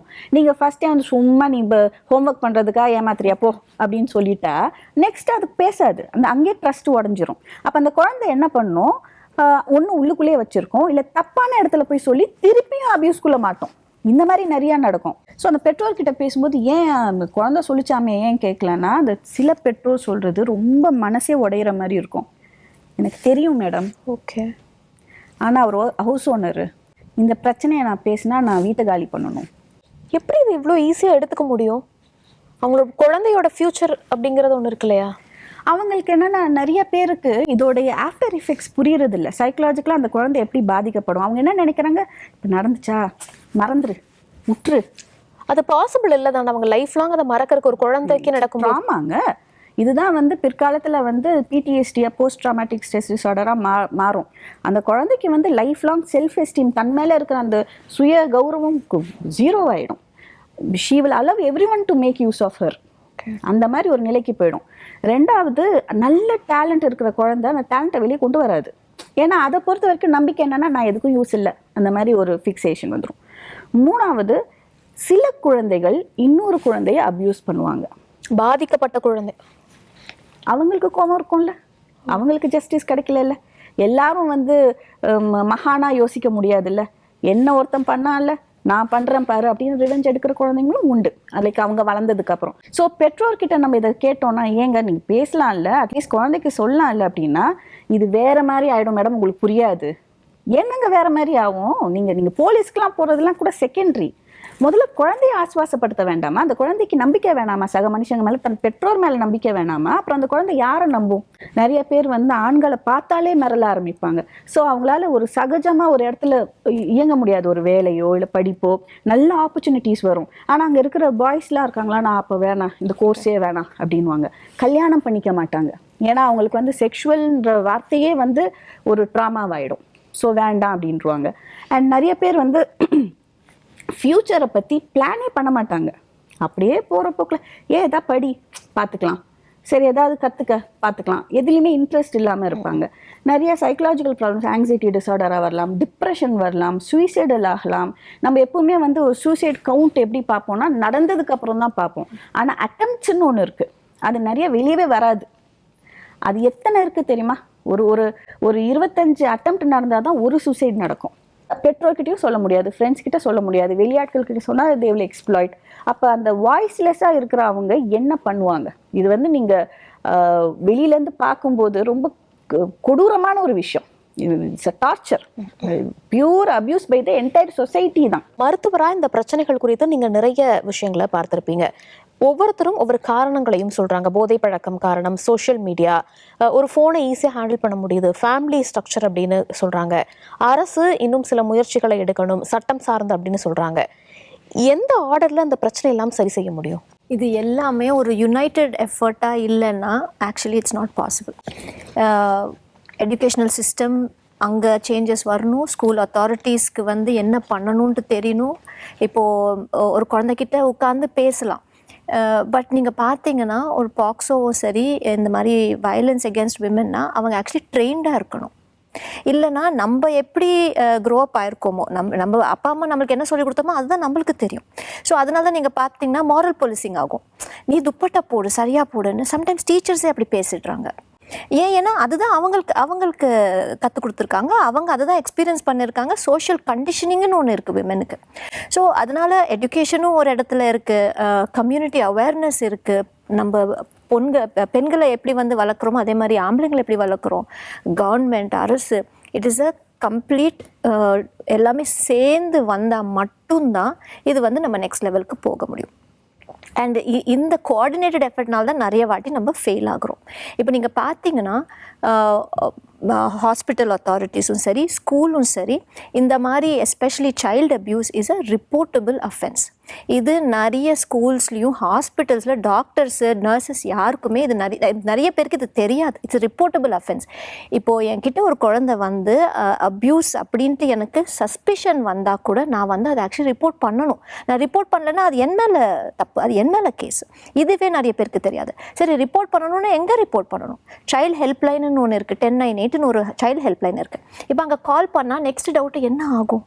குழந்தைய வந்து தூக்கிட்டு போயிடுவாங்களா, ஃபாஸ்டர் ஹோம் இல்லை ஆர்ஃபனேஜில் கொடுத்துருவாங்களா? இந்த மாதிரி பயமே நிறைய நர்சஸ்க்கும் டாக்டர்ஸ்க்கும் இதே இருக்குது. அங்கே 1098 ஹெல்ப்லைனுக்கு கால் பண்ணும்போது ஒரு சைல்டு வெல்ஃபேர் ஆஃபீஸரை வந்து வீட்டுக்கு அனுப்புவாங்க. நியரஸ்ட் விமன் போலீஸ் ஸ்டேஷனில் வந்து அது அந்த அஃபென்ஸ் அந்த இது வந்து ரிப்போர்ட் பண்ணுவாங்க. அங்கேருந்து ஒரு போலீஸ் ஆஃபீஸரை அனுப்புவாங்க. அதே மாதிரி நீங்கள் பார்த்தீங்கன்னா ஒரு ஃபியூ இயர்ஸ் பேக் வந்து அட்லீஸ்ட் ஒரு 14 டிஸ்ட்ரிக்ஸில் பாக்ஸோ கோர்ட்ஸுன்னே அசைன் பண்ணியிருக்காங்க. பட் அன்ஃபார்ச்சுனேட்லி இன்னும் ஃபுல்லாக இம்ப்ளிமெண்ட் ஆகலை. 14 டிஸ்ட்ரிக்டில் மட்டும் ஏன் பாக்ஸோ கோர்ட்டு போடுறாங்க, எல்லா டிஸ்ட்ரிக்ட்லையும் தான் போடணும். ஸோ இந்த மாதிரி நிறைய கேப்ஸ் இருக்குது. இந்த ரிப்போர்ட்டபிள் அஃபென்சஸ்ன்னு இருக்கும்போது as a matter of fact எனக்கு டவுட்டாக இருக்கலாம். அப்போ கூட நான் 1098க்கு கால் பண்ணலாம், இந்த மாதிரி இருக்குது நான் என்ன பண்ணணும். சரி, அந்த அவேர்னஸே ஹாஸ்பிட்டல்ஸும் ஸ்கூல்ஸ்லேயுமே இல்லைன்னா அப்போ ஜென்ரல் பப்ளிக்கு எப்படி இருக்கும்? ஸோ நீங்கள் கம்யூனிட்டி அவேர்னஸ் க்ரியேட் பண்ணலன்னா அரசு வந்து ஒரு பாலிசி எடுத்துகிட்டு வரலாம், பட் அது மக்கள் வரைக்கும் இந்த மாதிரி ஒரு ப்ராசஸ் இருக்குன்னே தெரியலையே. அப்போ அதை எப்படி வந்து யூஸ் பண்ணுறது? நம்ம நிறைய வாட்டி வந்து சோஷியல் மீடியாவை வந்து ப்ளேம் பண்ணுறோம். ஆனால் சோஷியல் மீடியா அது இல்லாமல் இருக்க போகிறது இல்லை. ஏஐ, சோஷியல் மீடியா, டெக் இல்லாமல் தெர் இஸ் நத்திங். இப்போ குழந்தைங்க பார்த்தீங்கன்னா டைப்பிங் ஃபாஸ்டராக பண்ணுறாங்க எழுதுறதை விட. அவங்க எழுதுறது நம்மளால் படிக்கக்கூட முடியல அந்த அளவுக்கு வந்து. பட் ஃப்யூச்சர் அப்படி தான் போக போகுது. ஸோ இந்த சோஷியல் மீடியாவை இந்த அவேர்னஸ் க்ரியேட் பண்ணுறதுக்கு எப்படி யூஸ் பண்ணுறது? சைபர் க்ரைம்ஸே இருக்குது, அது வந்து எந்த ஒரு கண்ட்ரோல் இல்லையே, லாஸ் இல்லையே. யூடியூப்பில் போய் நீ என்ன வேணாலும் பேசலாம். நீங்கள் பார்த்தீங்கன்னா ஒரு ஒரு ஒரு ஃபீமேல் இன்ஃப்ளூயன்சர் இருந்தால் என்ன மாதிரி ரூட் கமெண்ட்ஸ் வருது, அது ஏன் யாருமே கண்ட்ரோல் பண்ணல? அட் த சேம் டைம் அந்த பர்சனுக்கும் எவ்வளோ ஈஸி, ஒரு ஸ்க்ரீனுக்கு பின்னாடி நான் ஹைட் ஆகுறேன், நான் யாருன்னு யாருக்கும் தெரிய போகிறது. எனக்கு இப்போ இரிட்டேட்டடாக இருக்கேன், எனக்கு கோவமாக இருக்கேன், நான் ஏதாவது சொல்ல போகிறேன். விக்டிம் பிளேமிங் வந்து நம்ம சமூகத்தில் that is the easiest thing. இப்போ நான் வந்து ஒன்று சொல்ல வரேன்னா ஃபஸ்ட்டு வந்து என்ன ஷேம் பண்ணிடுவாங்க. நீ போடுற ட்ரெஸ், நீ எப்போவுமே இப்படி பிஹேவ் பண்ணுற, ஸ்லட் ஷேமிங், விக்டிம் ஷேமிங், இது கண்டினியூஸ். இப்போது ஒரு ஆம்பளை அஃபேர் வச்சுக்கிட்டா அவன் மாஸ்குலைன், அவன் வந்து ஹீஸ் அ வெரி ஸ்ட்ராங். இதே ஒரு பொண்ணு வந்து ஒரு பாய் ஃப்ரெண்ட் இருந்தாலே அவள் வந்து ஒரு கெட்டவன். ஸோ லேடிஸ், விமன் எப்போவுமே ஐதர் விக்டிம் இல்லைன்னா வில்லன். நடுவில் நார்மல் பீப்புளும் நம்மளை கன்சிடர் பண்ண மாட்டோம். ஐதர் விக்டிம், அவள் வந்து இந்த மாதிரி ப்ராப்ளம், இல்லைன்னா வில்லன், அவள் தான் இதெல்லாம் க்ரியேட் பண்ணா, அவள் வந்து தப்பானவ அப்படின்ட்டு ப்ரொஜெக்ட் பண்ணுறது. ஸோ எல்லாம் சேர்த்து every part of the community சேர்த்து வரலன்னா இது வந்து சக்ஸஸ் ஆகாது. இந்த மாதிரி ஒரு விமனை ப்ரொஜெக்ட் பண்ணுறது, ஈஸியாக கமெண்ட் பண்ணுறது, இந்த மாதிரியான விஷயங்களாக இருக்கட்டும். ஒரு பெண் வந்து ஒரு பெண்ணுக்கு தப்பான ஒரு விஷயம் நடக்கும்போது நீ போன நேரம் சரியில்லை, நீ போன ஆடை சரியில்லை அப்படின்னு இன்னைக்கு வரைக்கும் பேசிட்டு இருக்கக்கூடிய அந்த விஷயங்களை எப்படி பார்க்கறது? இங்கே நீங்கள் படித்து முன்னேறி வருகிற பெண்களை ஹேண்டில் பண்ணுறதுக்கு யாருக்குமே தெரியல. அவங்கள அப்யூஸ் பண்ணுறதுக்கு தான் அவங்க ட்ரை பண்ணுறாங்க. என்னுடைய கருத்துக்கு நீ எதிராக சொல்லிட்டியா, நீ வந்து இவ்வளோ புகழ் அடைஞ்சிட்டியா, இதெல்லாம் அவங்களுக்குள்ள வந்து ஒரு பெரிய பயத்தை உண்டு பண்ணுது. இந்த பயத்தினுடைய வெளிப்பாடு தான் இது எல்லாமே. எனக்கு தோணிக்கிட்டே இருக்கும் ஒன்று என்னென்னா, இதை நம்ம திரும்ப திரும்ப வந்து பெண்கள் முன்னாடி அடுத்தடுத்த ஸ்டேஜுக்கு வரும்போது இந்த பெண்களினுடைய மனநிலை இருக்குல்ல, ரொம்ப ஸ்ட்ராங்காக மாறிட்டு இருக்குல்ல, அது இன்னொரு பக்கம் நிறைய பேரை ரொம்ப வீக் பண்ணுது. அதை வந்து அவங்களால வந்து ஹேண்டில் பண்ணவே முடியலை. இப்போ நாம் வந்து திரும்ப திரும்ப நாம் சொல்லித்தர வேண்டியது என்னன்னா, இப்படி தான் இருக்கும் உலகம், உங்களை விட பேலன்ஸ்டாக தான் இருக்க போகுது, இப்படி இருந்தால் தான் உலகம் சரிசமமாக இருக்க போகுது, நீங்கள் அதுக்கு ட்ரெயின் ஆகுங்கன்னு பையங்கள்கிட்ட, எல்கேஜி படிக்கிற குழந்தைங்கள்ட்ட இருந்து நாம் திரும்ப திரும்ப அவங்கக்கிட்ட சொல்லித்தர வேண்டியிருக்கு. இன்றைக்கு நாம் அப்படி செய்யறது இல்லை அப்படிங்கிறது தான். முன்னாடி வந்து சொல்லுவாங்கல்ல, பொண்ணுக்கு வந்து 2 தோசைனா பையனுக்கு 4 தோசை, அந்த கான்செப்ட் இன்னைக்கு கம்மியாயிடுச்சு. ஓரளவு வீட்லேயுமே வந்து 2 பேருமே படிக்க வைக்கணும் எல்லாமே நினைக்கிறாங்க. படிக்க வைக்கணும்னு நினைக்கிற அதே சமயம் இவங்க படிப்பாங்க, ஒன்றை விட ஜாஸ்தியாக கூட அவங்க போக முடியும், ஒன்றை விட அதிகமாக சேலரி வாங்குவாங்க, இவங்க வெளியூரில் போய் படிப்பாங்க அப்படிங்கிறத நம்ம வந்து சொல்லலை யார்கிட்டையுமே.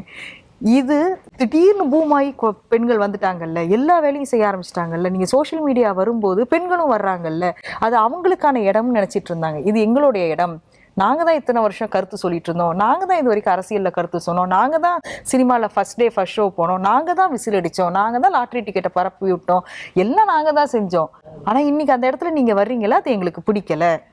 நீங்கள் பெண்ணியம் பேசுறது எங்களுக்கு பிடிக்கலை, நீங்கள் சாதாரணமாக பேசுகிறதே நாங்கள் பெண்ணியம்னு நினைப்போம். அப்போ நான் வந்து எனக்கு அது வீட்டில் நீங்கள் கொண்டு வந்துடாதீங்க, அதை என்னுடைய சகோதரியோ என்னுடைய அம்மாவோ இதை பார்த்து கெட்டு போயிடுவாங்க. இது எல்லாம் தான் அவங்களுக்கு பயமாக இருக்குது. அவங்க ஆல்ரெடி அவங்க வீட்டில் உள்ள சகோதரிகள் எல்லாமே அவங்க தெளிவாக தான் இருப்பாங்க. ஆனால் எங்களுக்கு அது பயமாக இருக்குது, எங்கள் வீட்டுக்குள்ளே வருது இல்லை, அது எங்களுக்கு பயமாக இருக்குது. அதாவது ஒரு சமூகம் சார்ந்து பெண்கள் வளர்ச்சி அடைஞ்சிட்டு வந்துட்டு இருக்காங்க, அவங்களோட பரிணாமம் வேறையாகுது அப்படிங்கும்போது அது ஒரு த்ரெட்டனாக மாறுது. எங்களுக்கு பயமாக இருக்குது, அவங்களுக்கு பயமாக இருக்குது. அதை நான் என்ன பண்ணுவேன், இப்போவே நான் தட்டி வச்சுட்டேன்னா நீ என்னை பார்த்து பயப்படுவேன் இல்லை, அதில் ஒரு சந்தோஷம். இந்த டாபிக் நம்ம இன்னைக்கு டிஸ்கஸ் பண்ண போகிறோம், ஒரு பேனல் டிஸ்கஷனாக இருக்க போகுதுன்னு சொன்னதுமே சிலர் என்கிட்ட சொன்ன விஷயம், ஆமாம் தஷ்வந்த் கேஸ் வந்துச்சு, போரூரில் அந்த சைல்டு அப்யூஸ் பண்ணாங்க, அவங்க அம்மாவை கொலை பண்ணாங்க, கேஸ் எல்லாம் போச்சு, கொஞ்ச நாளுக்கு அப்புறம் போதிய ஆதாரம் இல்லை அப்படின்னு சொல்கிறாங்க. ஓகே, அந்த பையன் அதை செய்யலை அப்படின்னா அப்போ யார் அந்த பிரச்சனையை பண்ணா? அவங்க அம்மாவை மர்டர் பண்ணது யாரு? அவங்க அப்பா பார்த்தேன்னு சொன்னாரே, பிறல் சாட்சியா மாறி இருக்காரே எப்படி அப்படின்னு கேட்டாங்க. இன்னொரு விஷயம், பில்கிஸ் பானு வழக்கில் ஏற்பட்ட அந்த ஒரு மாற்றங்கள் அப்படின்னு கேட்டாங்க.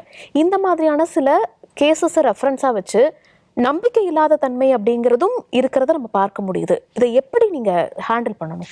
சிஎஸ் ஆக்சுவலி இப்போ நான் முன்னாடி இதில் பேசும்போது நான் சொன்ன ஒரு விஷயம் என்னன்னா, everything is based on evidence. Okay, ஏன்னா இப்போ முன்னாடி மேம் பேசும்போது சொன்ன மாதிரி ஒரு பெண் அவங்களுக்கு ஏதாவது ஒரு இந்த மாதிரியான ஒரு கொடூர சம்பவம் ஏற்பட்டுட்டா ஃபஸ்ட்டு அது எப்படி அவங்க வந்துட்டு அதுலேருந்து ரிலீஃப் ஆகலாம், போய் குளிக்கிறதோ ஏதோ பண்ணுறதோ அப்படிங்கிற ஒரு விஷயம் பண்ணும்போது விச் மீன்ஸ் அந்த பேஸ் எவிடன்ஸ் எல்லாம் அவங்களே அளிக்கிறாங்கன்னு அர்த்தம். ஓகே, ஏன்னா ஒரு கேஸுக்கு போகும்போது எந்த அளவுக்கு எவிடன்ஸ் ஸ்ட்ராங்காக இருக்கோ அதை வைத்து தான் வந்து அந்த இடத்துல குற்றவாளிகளுக்கு வந்து தண்டனை வாங்கி கொடுக்க முடியும். ஃபார் எக்ஸாம்பிள், இப்போ நம்ம சொன்ன மாதிரி பர்த் டு டெத் வரைக்கும் விமென்க்கு எல்லா வயசுலையும் நடக்குது இல்லையா? அதாவது 10 மாதம் ஆரம்பிச்சு அதுலேயும் அந்த குழந்தைக்கு 10 மாதம் ஆரம்பிச்சு கிட்டத்தட்ட 80-90 வயசு வரைக்கும் நடக்குது அப்படின்னும் போது எவிடன்ஸ் மேட்டர்ஸ். அந்த இடத்துல சொன்ன மாதிரி எந்த அளவுக்கு ஸ்ட்ராங்காக நம்ம எவிடன்ஸ் வச்சு கொண்டு போகிறோமோ அந்த அளவுக்கு அவங்களுக்கான தண்டனை ஆயுள் தண்டனையா தூக்கு தண்டனையா அப்படிங்கிற ஒரு விஷயம் வந்து அங்கே டிசைட் ஆக போகுது இல்லையா? ஸோ இந்த கேஸ் பொறுத்த வரைக்கும் அகெயின் அதில் வந்து நிறைய கன்ஃபியூஷன்ஸ் இருந்தது, நிறைய கான்ட்ரவர்சிஸ் இருந்தது இல்லையா? ஏன்னா அந்த குற்றம் செஞ்சவரே அவர் வந்து அவர் வாயால் சொல்லும் போது நான் தாங்க கொலை பண்ணி எரிச்சேன் அப்படின்னு சொல்லும் போது, ஃபார் எக்ஸாம்பிள் இதை அப்படியே நம்ம ரிலேட் பண்ணோம்னா, ஐ திங்க் போன வருடம் அந்த ப்ரெஷர் குக்கர் கேஸ் அப்படின்னு ரொம்ப எல்லா இடத்துலையும் இதுவாக போச்சு இல்லையா? நான் தாங்க என் ஒய்ஃபை கொலை பண்ணி நான் தான் துண்டுகளாக வெட்டி ப்ரெஷர் குக்கரில் போட்டுட்டு நான் கொண்டு போய் தூவிட்டு வந்துட்டேன். இன்னைய வரைக்கும் அந்த கேஸ் வந்து அன்சால்வ்டாக தான் இருக்குது.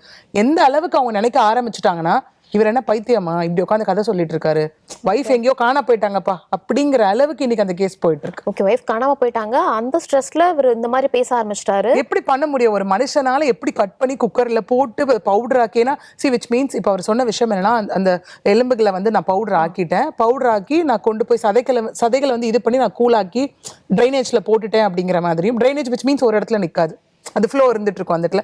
ஸோ அகைன் எவிடன்ஸ் அந்த இடத்துல கலெக்ட் பண்ணுறது விச் இஸ் லைக் ரொம்ப ரேரான விஷயம் இல்லையா? ஸோ அதே மாதிரி கொண்டு போய் நான் அந்த எலும்புகளை கொண்டு போய் தூவி விட்டதும் அகைன் ஒரு ஏரி மாதிரி ஒரு இடத்துல தான், அங்கேயும் வாட்டர் வந்து ஸ்டாக்னெண்ட்டாக இருக்காது, அது ஃப்ளோ ஆகிட்டு இருக்கும். அப்போ எவிடன்ஸே இல்லைல்ல, அது கட்டத்தில் எங்கே போய் நிற்கிது அப்படின்னா, ஓ இவருக்கு ஏதோ மனநலம் பாதிக்கப்பட்டிருக்கு போல, இவர் ஃபர்ஸ்ட் கூட்டிட்டு போய் கவுன்சிலிங் கொடுங்கப்பா அப்படிங்கிற ஒரு ஸ்டேஜுக்கு ஆயிடுச்சு. இதே அந்த தஷ்வந்த் கேஸ் அப்படின்னு வரும்போதும் 2 விஷயம். அங்கேயும் அந்த பர்சன் ஃபர்ஸ்ட் ஒரு குற்றம் செஞ்சுட்டு, ஏன்னா அங்கேயும் நன்கு பரிச்சயமான ஒரு பர்சன் ஒரே அபார்ட்மெண்ட்ல இல்லையா? ஸோ அப்படி ஆரம்பிச்ச ஒரு பர்சனு ஸோ நம்பி தானே குழந்தைங்களை விடுறாங்க. ஏன்னா எல்லாருமே எப்படி பார்ப்பாங்கன்னா, ஒரு பிக் பிரதர் இல்லையா அந்த மாதிரி ஒரு ஸ்டேட்டஸ்ல வச்சுதான் பார்ப்பாங்க. இன்னைக்கு நடந்த அந்த விஷயம் சூலூரா இருக்கட்டும், வட மாநிலத்தவர்களால நடந்த விஷயமா இருக்கட்டும், நீங்க குறிப்பிட்டது போல அந்த வட மாநிலத்தவர் வந்து தெரிஞ்ச பர்சன், அதே போல ஃபுல்லா ஒரு போதையில இருந்திருக்கக்கூடிய பர்சன். எக்ஸாக்ட்லி. அங்கேயும் அதை நேர்ல பார்த்த ஒரு பெண் என்ன சொன்னாங்கன்னா, இவரோட சேர்த்து இன்னும் சில பேர் அந்த ரூம்குள்ள கூட்டிட்டு போனாங்க.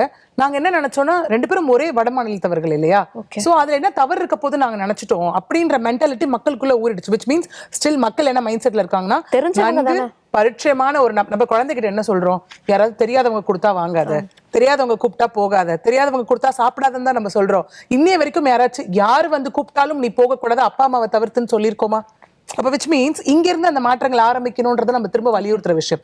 அது அப்படியே அந்த தஷ்வந்த் கேஸ்க்கு போகும்போதா இருக்கட்டும், அவர் ஃபர்ஸ்ட் அந்த சம்பவம் செஞ்சுட்டு லைக் ஜெயிலுக்கு போயிட்டு திரும்ப வரும்போது அவங்க தாய் கிட்ட வந்துட்டு திரும்ப நகை பணம் கேட்கும்போது அவங்களை கொண்டுட்டாரு பார்க்கும்போது அவங்க அப்பா ஃபர்ஸ்ட் ஒரு விஷயம் வந்தாரு, அப்புறம் ஹாஸ்டல் விட்னஸா மாறிட்டார். விச் மீன்ஸ் அதை ப்ரூவ் பண்றதுக்கான எவிடன்ஸ் இல்லை. அப்போ தஷ்வந்த் பண்ணலன்னா வேற யார் பண்ணியிருப்பா அப்படிங்கிற ஒரு விஷயம். 2வது அந்த குழந்தை விஷயத்திலையும் எவிடன்ஸ் போதுமானதாக இல்லைன்னு சொல்லி அகைன் அங்கே காவல்துறைக்கு வந்து ஒரு கண்டனமும் தெரிவிக்கப்பட்டது நீதிமன்றம் நீதிபதியால. நீங்க எவிடன்ஸை ப்ராப்பரா கலெக்ட் பண்ண மறந்துட்டீங்க அப்படின்னு. அப்போ இவர் குற்றவாளி இல்லைன்னா வேற யார் குற்றவாளி? ஸோ அந்த கேஸை திரும்ப இனிஷியேட் பண்ணுங்க. இப்போ வந்திருக்க அரசு வந்து திரும்ப என்ன பண்ணிருக்காங்கன்னா, இல்ல தஷ்வந்த் விடுதலை எதிர்த்து நாங்க மேல்முறையீடு போறோம் அப்படிங்கிற ஒரு விஷயம் வந்திருக்கு. ஏன்னா அப்போ அது பெரிய ஒரு கொஸ்டின் மார்க்கா இருந்தது. என்னன்னா, ஓகே ஒருத்தவங்க வந்து நிரபராதின்னு சொல்லிட்டாங்க, அப்போ அவங்களை எதிர்த்து யார் அப்பீல் போகணும்? ஒன்று அந்த குழந்தையோடைய குடும்பம் போகணும். குழந்தையோட குடும்பம் போலாம் வேற யார் போவாங்க அப்படின்னும் போது இது ஒரு சொசைட்டிக்கு அகேன்ஸ்டான கிரைமா எடுத்து இப்போ அரசு இப்போ போகக்கூடிய ஒரு கொஸ்டினுமே எழுதலையா? விளாத்திக்குளம் கேஸாக இருக்கட்டும், இப்போ அந்த தஷ்வந்த் கேஸாக இருக்கட்டும், 2 பேருமே ஃபர்ஸ்ட் அவங்க பண்ண அந்த கிரைமை பண்ணிட்டு ஜாமீன்ல வந்திருக்கும் போது செகண்ட் அந்த பிரச்சனையும் பண்றாங்க. அதற்கப்புறம் இது பெரிய பேசு பொருளாக மாறி இருக்கு. ஸோ ப்ராப்பரான தண்டனை கிடைக்கல, இல்லைன்னா அவங்க அந்த கேஸ்ல இருக்கும் போதே வெளியே வந்திருக்காங்க அப்படிங்கிற சூழ்நிலை எல்லாம் அடுத்த குற்றத்தை ரொம்ப ஈஸியா அவங்க பண்றதற்கான காரணமாக அமைஞ்சிருதா? தண்டனை இன்னும் ஸ்ட்ராங்கா இல்ல அப்படிங்கிற ஒரு சூழ்நிலை இருக்கா? விச் மீன்ஸ் என்ன நான் சொல்ற மாதிரி அந்த மென்டாலிட்டி ஃபிக்ஸ் ஆயிடும். ஒரு தடவை ஜெயிலுக்கு போனா என்ன, 10 வாட்டி ஜெயிலுக்கு போனா இப்படிதான் இருக்கும், இப்படிதான் இருக்கணும், நான் பண்ற ஜெயிலுக்கு போறேன். அதனாலதான் இப்போ ஒரு சில பேருக்கு அதுக்கப்புறம் போகும்போது கூண்டாஸ் வந்து போடப்படுற ஒரு விஷயம். ஏன்னா when it comes to நம்ம இந்த இந்தியன் ஜுடிஷியரி சிஸ்டமே நம்ம எடுத்துக்கிட்டோம் அப்படின்னா, rights of an arrested person, rights of an accused person லாவே இருக்கு அந்த இடத்துல. ஓகே, என்னதான் ஒரு பர்சன் அரெஸ்ட் ஆனாலும் அவருக்கும் சில ரைட்ஸ் இருக்கு. அந்த கான்செப்ட்ல தான் பெயில்னு ஒன்று கொடுக்கப்படுது. ஏன்னா நம்ம சில கேசஸ்லாம் பார்த்தோம் அப்படின்னா 90 daysல மேண்டேட்டரி பெயில், யாருமே பெயில் எடுக்க வேணாம், வெளியில யாரும் போராடலாம் வேண்டாம், 90 நாள்ல நான் வெளில வந்துடுறேன், நான் கேஸை கண்டெஸ்ட் பண்ணிக்கிறேன். இந்த மாதிரி இப்போ எப்படின்னா நம்ம ஒரு கிரைம் எப்படி கால்குலேட் பண்ணுவோம்னா மோட்டிவ், இன்டென்ஷன், ப்ரிப்பரேஷன், ஃபைனலா எக்ஸிகியூஷன், அது எல்லாமே அந்த கொடூரத்தன்மையை வைத்து தான் அது கொடுக்கக்கூடிய தண்டனைகளும் அங்கே கொடுக்கப்படுது. தட் இஸ் அந்த கான்சிக்வன்சஸை பொறுத்து தான் அந்த தண்டனைகளும் அங்கே கொடுக்கப்படக்கூடியதாக இருக்கு. இந்த மாதிரி விஷயம் பண்ணும்போது என்ன ஆகும்னா அவங்க பெயிலில் வெளியில வருவாங்க. ஓகே, நம்ம இந்தியன் ஜுடிஷியரி சிஸ்டம் எப்படி இருக்குன்னா ரெஃபர்மேட்டிவ் பேஸ்டு தான். ஒருத்தவங்க ஜெயிலுக்குள்ள போறாங்க, மனம் திருந்தி வெளியில சொசைட்டிக்கு நல்ல பர்சனாக அவங்களுக்கு கொடுக்கக்கூடாதான்னு. ஏன்னா ஒரு குற்றம் நடக்கும்போது எல்லாரும் சொல்ற விஷயம் என்ன, எங்க கையில கொடுங்க, நாங்க சுட்டுறோம், ஆண் பருத்துறோம், அந்த மாதிரி நிறைய விஷயங்கள் இருக்கு. விச் மீன்ஸ் UAE மாதிரி வேணும், மற்றது கண்ட்ரி மாதிரி வேணும்னு. பட் நம்ம எங்க இருக்கோம், being Indian citizen, we have to follow Indian law. அந்த குற்றவாளி எவிடன்ஸ் அவ்வளோ ஸ்ட்ராங்கா இருந்த காரணத்தினால்தான் அவருக்கு தூக்கு தண்டனை, இரட்டை தூக்கு தண்டனை அப்படிங்கிறது கொடுக்கப்பட்டிருக்கு இல்லையா. ஸோ எவிடன்ஸ் அப்படிங்கிறது ரொம்ப பெரிய ரோல் பிளே பண்ணும். ஏன்னா இன்னைக்கு ஃபார் எக்ஸாம்பிள் ஒரு பெண் இன்னைக்கு எஸ்பெஷலி இந்த சோஷியல் மீடியா திரும்ப அதை ஏன் உள்ள கொண்டு வரேன்னா, இன்னைக்கு அந்த சோஷியல் மீடியானால பெண்கள் நிறைய அஃபெக்ட் ஆகிறாங்க. எது வரைக்கும் போகிறாங்கன்னா பிஃபோர் மேரேஜ் அந்த ஆணை நம்பி அவங்க கூட உடல் ரீதியான உறவு வரைக்கும் போய் அபார்ஷன் வரைக்கும் இன்னைக்கு போறாங்க. என்ன ஆகுது தெரியுமா, அந்த இடத்துல மிரட்டல், நீ அபார்ட் பண்ணலாம் நான் உனக்கு கல்யாணம் பண்ணிக்க மாட்டேன். ஸ்டில் அந்த பெண்கள் அந்த ஆணை நம்பி அடுத்த கட்டத்துக்கு போகும்போது proving factor is very tough. ஒரு குழந்தை இருந்தா வச்சு என் குழந்தைக்கு இவர் தாங்க காரணம், அடுத்தது DNA டெஸ்ட் அது இதுன்னு வச்சு ப்ரூவ் பண்ணி கொண்டு போயிடலாம். அபார்ட் பண்ணாங்க அப்படின்னா கேட்டா அவர் ஒரு கிளைண்ட்ஸே சொல்லுவாங்க, அவர் ஒரு மாத்திரை வாங்கி கொடுத்தாரு போட்டு அபார்ட் ஆயிடுச்சு. அப்போ என்ன ரெக்கார்ட் இருக்கு, நீங்க ஹாஸ்பிட்டல் போய் உங்க அபார்ஷனை கன்ஃபார்ம் பண்ணீங்களா, நீங்க பிரெக்னன்சின்றது ஹாஸ்பிட்டல் ரிப்போர்ட் வச்சிருக்கீங்களா, மெடிக்கல் எவிடன்ஸ் இருக்கா அவங்க கிட்ட, எதுவுமே இருக்காது அந்த இடத்துல. ஸோ எவிடன்ஸ் அப்படிங்கிறது ஸ்டார்டிங் டு எண்டிங் ஸ்டேஜ். ஏன்னா இன்னைக்கு இங்க பார்த்தோம்னா ஒரு பெண்ணுக்கு தான் வலி வேதனை அதிகம்.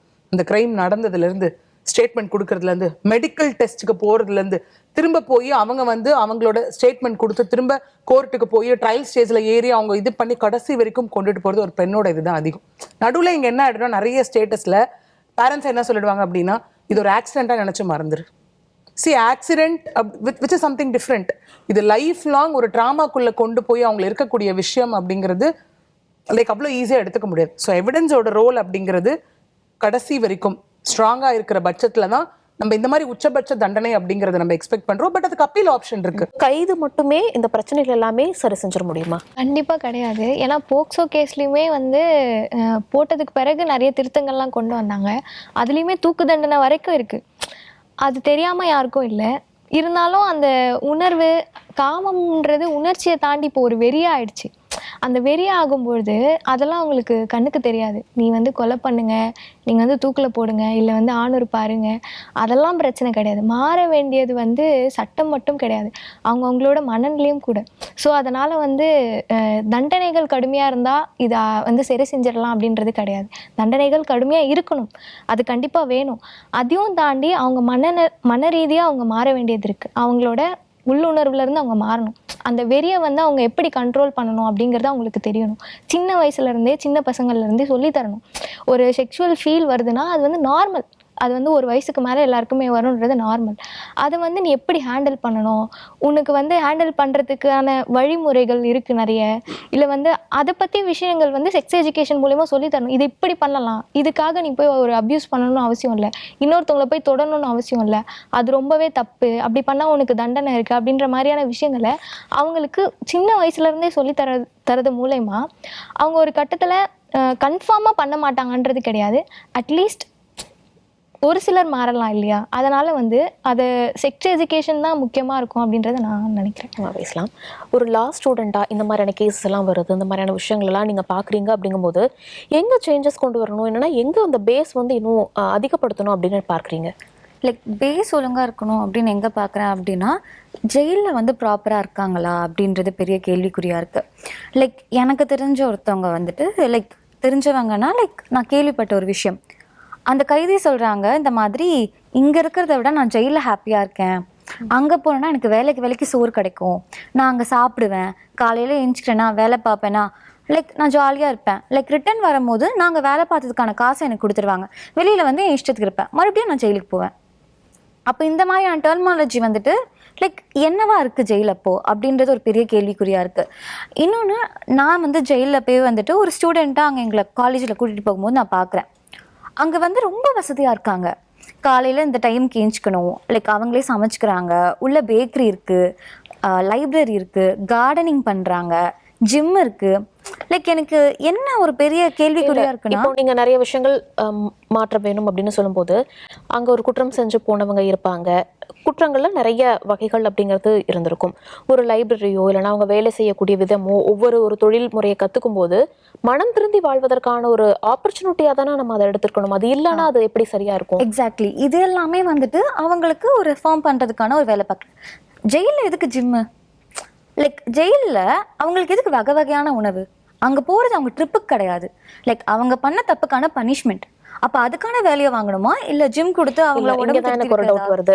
அவங்க குறிப்பிட்டது போல இப்போ வந்து ஒரு தூக்கு தண்டனை கிடைச்சிருச்சு, இவங்க தான் ஒரு குற்றவாளி அப்படின்னு உறுதியாகிருச்சு, தண்டனையெல்லாம் முடிவானதுக்கு பிறகு கூட கருணை அடிப்படையில் அவங்க மேல்முறையீடு செய்யறக்கோ ஒரு தூக்கு தண்டனையை வந்து எதிர்த்து போறக்கோ அவ்வளவு வழிமுறைகள் வந்து நம்மளோட சட்டத்தில் இடம்பெற்றிருக்கு. தண்டனை நிரூபிக்கப்பட்டதற்கு பிறகே அவ்வளவு வழிமுறைகள் இருக்கும்போது ஒரு குற்றம் சாட்டப்பட்ட நபர் ஜெயிலில் இருக்கும்போது அவர்களுக்கு ஒரு ஜிம்மாக இருக்கட்டும், அவர்களுடைய உடல் ரீதியாக மன ரீதியாக மேம்படுத்துவதற்கு இந்த ஆப்ஷன் எல்லாம் இருக்கிறது தவறுன்னு நினைக்கிறீங்களா? இந்த சிஸ்டமே நான் தப்புன்னு சொல்கிறேன். குறையம் அப்படின்றத தாண்டி ஒரு கேஸில் இருக்குது.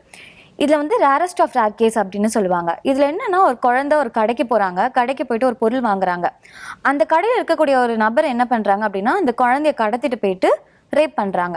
ரேப் பண்ணிவிட்டு அந்த குழந்தை என்ன பண்ணுறாங்க அப்படின்னா, அங்கே இருக்கக்கூடிய ஆற்றுல வந்துட்டு விட்டுடுறாங்க. போலீஸ் வந்துட்டு யார் அப்படின்ட்டு சர்ச் பண்ணிட்ட பிறகு லைக் அந்த குழந்தைய கண்டுபிடிக்கிறாங்க. அப்புறம் தேடும் போது இவங்களுடைய வீட்டில் வந்து அந்த குழந்தைங்களோட இன்னர்ஸ் அதெல்லாமே இருக்குது. அதெல்லாம் கண்டுபிடிச்ச பிறகு இவங்க தான் அக்யூஸ் அப்படின்னு முடிவு ஆகுது. இவங்க என்ன பண்ணுறாங்க, கோர்ட்டுக்கு போகிறாங்க. கோர்ட்டில் இவங்க தான் அக்யூஸ்ன்னு தெரிஞ்சிருச்சு. ஆனால் ரேரஸ்ட் ஆஃப் ரேர் கேஸ் படி இவங்களுடைய வயது அதுக்கப்புறம் இவங்களோட இன்டென்ஷன் வந்துட்டு உண்மையாக இருக்கா, இதுக்கு முன்னாடி ஏதாவது தவறு பண்ணியிருக்காங்களா அப்படின்ற பேசிஸ் படி இவங்களுக்கு வந்துட்டு டெத் பெனால்ட்டியை வந்து கட் பண்ணுறாங்க. அப்போது ஒரு நபர் வந்து ரேப் செய்கிறான், ஒரு குழந்தையோ இல்லை ஒரு உமனையோ ரேப் செய்கிறாங்க அப்படின்னா தப்பு தான். அதில் ரேரஸ்ட் ஆஃப் ரேர் கேஸ் எங்கே வருது? அப்போது எதை வச்சு நீங்கள் பேஸ் பண்ணுறீங்க? இதுக்கு முன்னாடி அவள் தப்பு செய்கிறான், இப்போ தப்பு செய்கிறான், அப்போ தண்டனை கொடுப்பீங்களா? அப்போ இப்போ தப்பு செஞ்சதுக்கான தண்டனை எப்போ கொடுப்பீங்க? இது ஒரு கேள்விக்குறியாக இருக்குது. ஒரு குற்றம் பண்ணுறாங்க, அதை நான் தான் பண்ணணுன்னு ஒத்துக்கிறாங்க. அவங்க குறிப்பிட்டது போல் அந்த ரொம்ப குரூயலான குக்கரில் இருக்கிற கேஸாக இருக்கட்டும், ஈவன் தஷ்வந்த் கேஸில் அவங்க நான் பண்ணினேன் அப்படிங்கிற ஒத்துக்கிறதாகட்டும், இந்த மனநிலை எப்படி வருது? இவ்வளோ ஒரு கொடூரத்தை பண்ணிட்டு நான் தான் பண்ணேன் அப்படின்னு போய் அந்த சரண்டர் ஆகிற மனநிலை எப்படி வருது? அதுதான் ஃபைனல், அதான் அல்டிமேட்டம். Okay, acceptance. எதிர்க்கிறதுக்கு ஒன்றும் இல்லை, எதிர்க்க வேண்டிய அவசியம் இல்லை. அந்த அக்செப்டன்ஸ் மூலமாக அவங்களுக்கு ஒரு இன்னர் ஹாப்பினஸ் கிடைக்குதா? ஆமாம், அவங்களுக்கு I'm not answerable, I'm not obligated அப்படின்ற மாதிரி ஒரு தாட். இது வந்து அகங்காரம் சொல்லலாம், திமிருன்னு சொல்லலாம், தெனாவட்டுன்னு சொல்லலாம். பட் அந்த இடத்துல வந்து அவங்க தேர் கார்னர்டு இல்லையா? அவங்கள 4 கேள்வி கேட்குறீங்க, 4க்கும் பதில் சொல்கிறாங்க. 5வது கேள்வி அவங்களுக்கு பிடிக்கலன்னு வச்சுக்கோங்களேன், அப்படி தான் பண்ணுவேன் அப்படின்வாங்க. அது ஹியூமன் டெண்டன்சி. இப்போது இந்த ஜெயிலுக்குள்ளே என்ன நடக்குதுன்றதை நம்ம பேசும்போது நாங்களும் கவுன்சிலிங் கொடுக்க யூஸ்வலி நம்ம இதுலேருந்து போவோம். ரெஃபர்மேட்டிவ் ஓகே, ரீஹாபிலிட்டேஷன் ஒன்று இருக்குது. அதாவது அவங்க மனம் திருந்துறதுக்கான வாய்ப்புகள் கொடுக்கறது, சொல்லி கொடுக்கறது. அவங்களுக்கு கண்டினியூஸாக கிளாஸ் எடுங்க, போர் அடிக்கிற அளவுக்கு கிளாஸ் எடுங்க, ஒரு விஷயத்த மண்டைக்குள்ளே திணிங்க. So first what is the ப்ராப்ளம்னு கண்டுபிடிக்க. ரீஹாபிலிட்டேஷன்ற வார்த்தை அதுக்கு தான் நான் சொன்னேன். ஃபஸ்ட்டு என்ன பிரச்சனைன்னு கண்டுபிடிச்சா அந்த பிரச்சனைக்கு அவனை சரி பண்ணி வெளியே சொசைட்டியில் விட்டாதான் அவனை விடுறதுலேயே அர்த்தம். இல்லாட்டி அவன் சப்போஸ் ஒரு வெறி பிடிச்சவனை கொண்டு போய் திருப்பி நீங்கள் சொசைட்டியில் விட்டு கூட்டிகிட்டு வந்தீங்கன்னா இது ஒரு கேம் மாதிரி தான் இருக்கும் ஒழிய ரெஃபர்மேஷன் தாண்டி ரீஹாபிலிட்டேஷன் பண்ணணும். இது வெளிநாடுகளில் பண்ணுறாங்க. ஒரு ப்ரிசன் அப்படின்னா உள்ள ரீஹாபிலிட்டேஷன் நடக்கும், கோர்சஸ் நடக்கும், அவங்களுக்கு வந்து சைக்கோமெட்ரிக் அனாலிசிஸ் நடக்கும், அசஸ்மெண்ட்ஸ் நடக்கும். ஏன் இப்படி பண்ணான், இவன் என்ன வகையரா, இவன் தனியாக இருக்கணுமா, இல்லை இவன் வெளியே விட்டாலே டேஞ்சரா. சிலர் வந்து உங்களுக்கு கம்ப்ளீட்டாக ஒன்றும் பண்ண முடியாது, அவன் மைண்டு அப்படி தான் கரப்டடு முடிஞ்சு போச்சு, அவனை வெளியே விட்டிங்கன்னா அவன் திருப்பி குற்றம் பண்ணிட்டு வருவான். அப்படின்னா அவனை தனிமைப்படுத்துங்க, தனியாக ஒரு செல்லில் போடுங்க, அவனுக்கு தனி ட்ரீட்மெண்ட்டு கொடுங்க. இதெல்லாம் நம்ம இங்கே பண்ணுறோமானா இல்லை.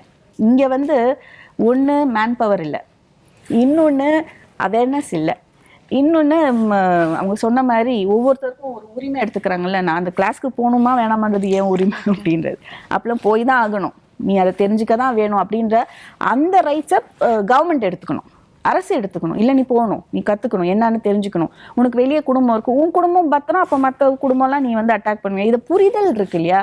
நிறைய பேர் பெரிய கிரிமினலாக இருப்பான், அவன்கிட்ட நீங்கள் பேசுனீங்கன்னு வச்சுக்கோங்களேன், குழந்தை மாதிரி இருப்பான். அவனுக்கு தெரியாது, அவனை பொறுத்த வரைக்கும் இது ரைட்டுன்னு நினச்சி பண்ணிட்டு இருப்பான். ஸோ அவனுக்கு தேவையானது ஜஸ்ட் உள்ளே போயிட்டு வரதோ இல்லை அவனை தனிமைப்படுத்துறதோ மட்டும் இல்லை, அவன்கிட்ட பேசணும், என்ன பிரச்சனைன்னு தெரியணும். பேசினா அவங்களே வந்து ஒத்துக்குவாங்க, நான் பண்ணது தப்பு தான், பண்ணியிருக்கக்கூடாது அப்படின்ற அந்த புரிதல், அந்த இன்சைட்டு, அவன் இன்ட்ராஸ்பெக்ட் பண்ணால் தான் வரும் இன்சைட். அதை தூண்டி விடுற வேலையை நம்ம பண்ணோன்னா நிச்சயமாக பாதிக்கு பாதி நம்ம வந்து குற்றவாளிகளை குறைக்க முடியும். நம்ம பேசலாம். இப்போ சமூகம் சார்ந்து நிறைய மாற்றங்கள் கொண்டு வரணும், எழுத்துக்கள் மூலமாகவோ இல்லைனா ஒரு கல்வி சார்ந்து மாற்றங்கள் கொண்டு வரணும் அப்படின்னு பேசும்போது நீங்கள் லாஸ்ட் செக்மெண்ட்டில் ஒரு விஷயத்தை குறிப்பிட்டிருந்தீங்க, திரைப்படங்களில் காட்டப்படக்கூடிய விஷயங்களும் ஒரு தாக்கத்தை ஏற்படுத்துது அப்படின்னு. இப்போ மேம் குறிப்பிட்ட விஷயத்துலேருந்து ஒரு பாயிண்ட் நான் எடுக்கணும்னா, ரொம்ப வருஷம் முன்னாடி வந்த படங்கள் எடுத்துக்கிட்டோம்னா, ஒரு பொண்ணு அந்த பர்சனை ஏமாத்திட்டாங்க, அதனால் அடுத்து வரக்கூடிய பெண்கள் எல்லாமே நான் கொல்ல போகிறேன் அப்படின்னு அது ஒரு கிரைம் த்ரில்லர் மாதிரியான படங்களை வடிவமைச்சிருப்பாங்க. நிச்சயமாக நான் சொல்லும்போது உங்களுக்கு என்ன படம் அப்படிங்கிறது ஞாபகம் வந்திருக்கும். அது அப்போ தான் இருந்துச்சான்னு பார்த்தா அது கண்டினியூ ஆகுது, கொஞ்சம் அடுத்தடுத்த வேர்ஷனாக அப்டேட் ஆகுது. நீங்கள் குறிப்பிட்டது போல் ஒரு ட்ரக்ஸ் யூஸ் பண்ணுறது, இல்லைனா மர்டர் இதாகிறது, சைக்கோ த்ரில்லர் அப்படின்னு பரிணாமங்கள் வேற வேற விதமாக போகும்போது அதோட தாக்கம் ஒரு யங்ஸ்டர்ஸ் மனசுலையோ இல்லை குற்றம் செய்யணும் அப்படிங்கிற மனசுல எப்படி பாதிப்பை ஏற்படுத்துது? நம்ம எல்லாத்தையுமே நார்மலைஸ் பண்ணுறோம், எதுவுமே தவறு இல்லைன்னு சொல்கிறோம். நீங்கள் வந்து லிக்கர் எடுத்துக்கிறீங்களா, ஹீரோவே லிக்கர் எடுத்துக்கிறாரு, நார்மலைஸ் பண்ணுறோம். ஈவ்டீசிங் பண்ணுறீங்களா, ஹீரோ பண்ணுறாரு, நார்மலைஸ் பண்ணுறோம். நீ வந்து இந்த உடை தான் போடணும்னு ஒரு ஹீரோ சொல்கிறாரு. நம்ம எதையெல்லாம் வந்து நம்ம எதற்காக வந்து இதெல்லாம் செய்யாதீங்க, இதை எங்களுக்கு வந்து ஈக்குவாலிட்டி கொடுங்க அப்படின்னு நம்ம பேசுகிறோமோ அது எல்லாத்தையுமே நார்மலைஸ் பண்ணிகிட்டே இருக்காங்க. ஒரு பொண்ணை பார்த்து இன்றைக்கி வந்து நீ படிக்கக்கூடாது, படிப்பெல்லாம் ஒரு பொண்ணுக்கு எதுக்குன்னு இன்றைக்கி சொல்ல முடியாது, சட்டம் வந்து அதுக்கு இடம் கொடுக்கல. அதை தவிர எதையெல்லாம் நீங்கள் வந்து சொன்னால் சட்டம் பிரச்சனை பண்ணாதோ அது எல்லாத்தையுமே நீங்கள் நார்மலைஸ் பண்ணிடுறீங்க. ஒரு பெண் வந்து என்னை வந்து லவ் பண்ணலைன்னா வெட்றா அவளை அப்படின்னு நான் பாடுறேன், அந்த பாட்டு இன்னி வரைக்கும் நம்ம பேன் பண்ணலையே, அந்த பாட்டு இருக்க தானே செய்யுது. அதுக்கு அவங்க நிறைய வந்து விளக்கங்கள்லாம் கொடுத்தாங்க, விளக்கம் தேவையில்லை. ஆனால் இந்த பாடல் மிகச்சாதாரணமாக எல்லாராலையும் பாடப்பட்டது. இதை ஒவ்வொரு விஷயத்தையும் மிகச்சாதாரண விஷயம் எல்லாத்தையுமே படிக்க வர்ற பெண்களை நீங்கள் வந்து லவ் பண்ணலாம், பதிலுக்கு அவள் வந்து நம்மளை லவ் பண்ணலைன்னா நம்ம அவளை வந்து என்ன வேணாலும் திட்டலாம் அப்படிங்கிறது எல்லாத்தையுமே அதை வந்து ஒரு படத்தில் ஒரு சீனாக வச்சாலே அது தப்பு.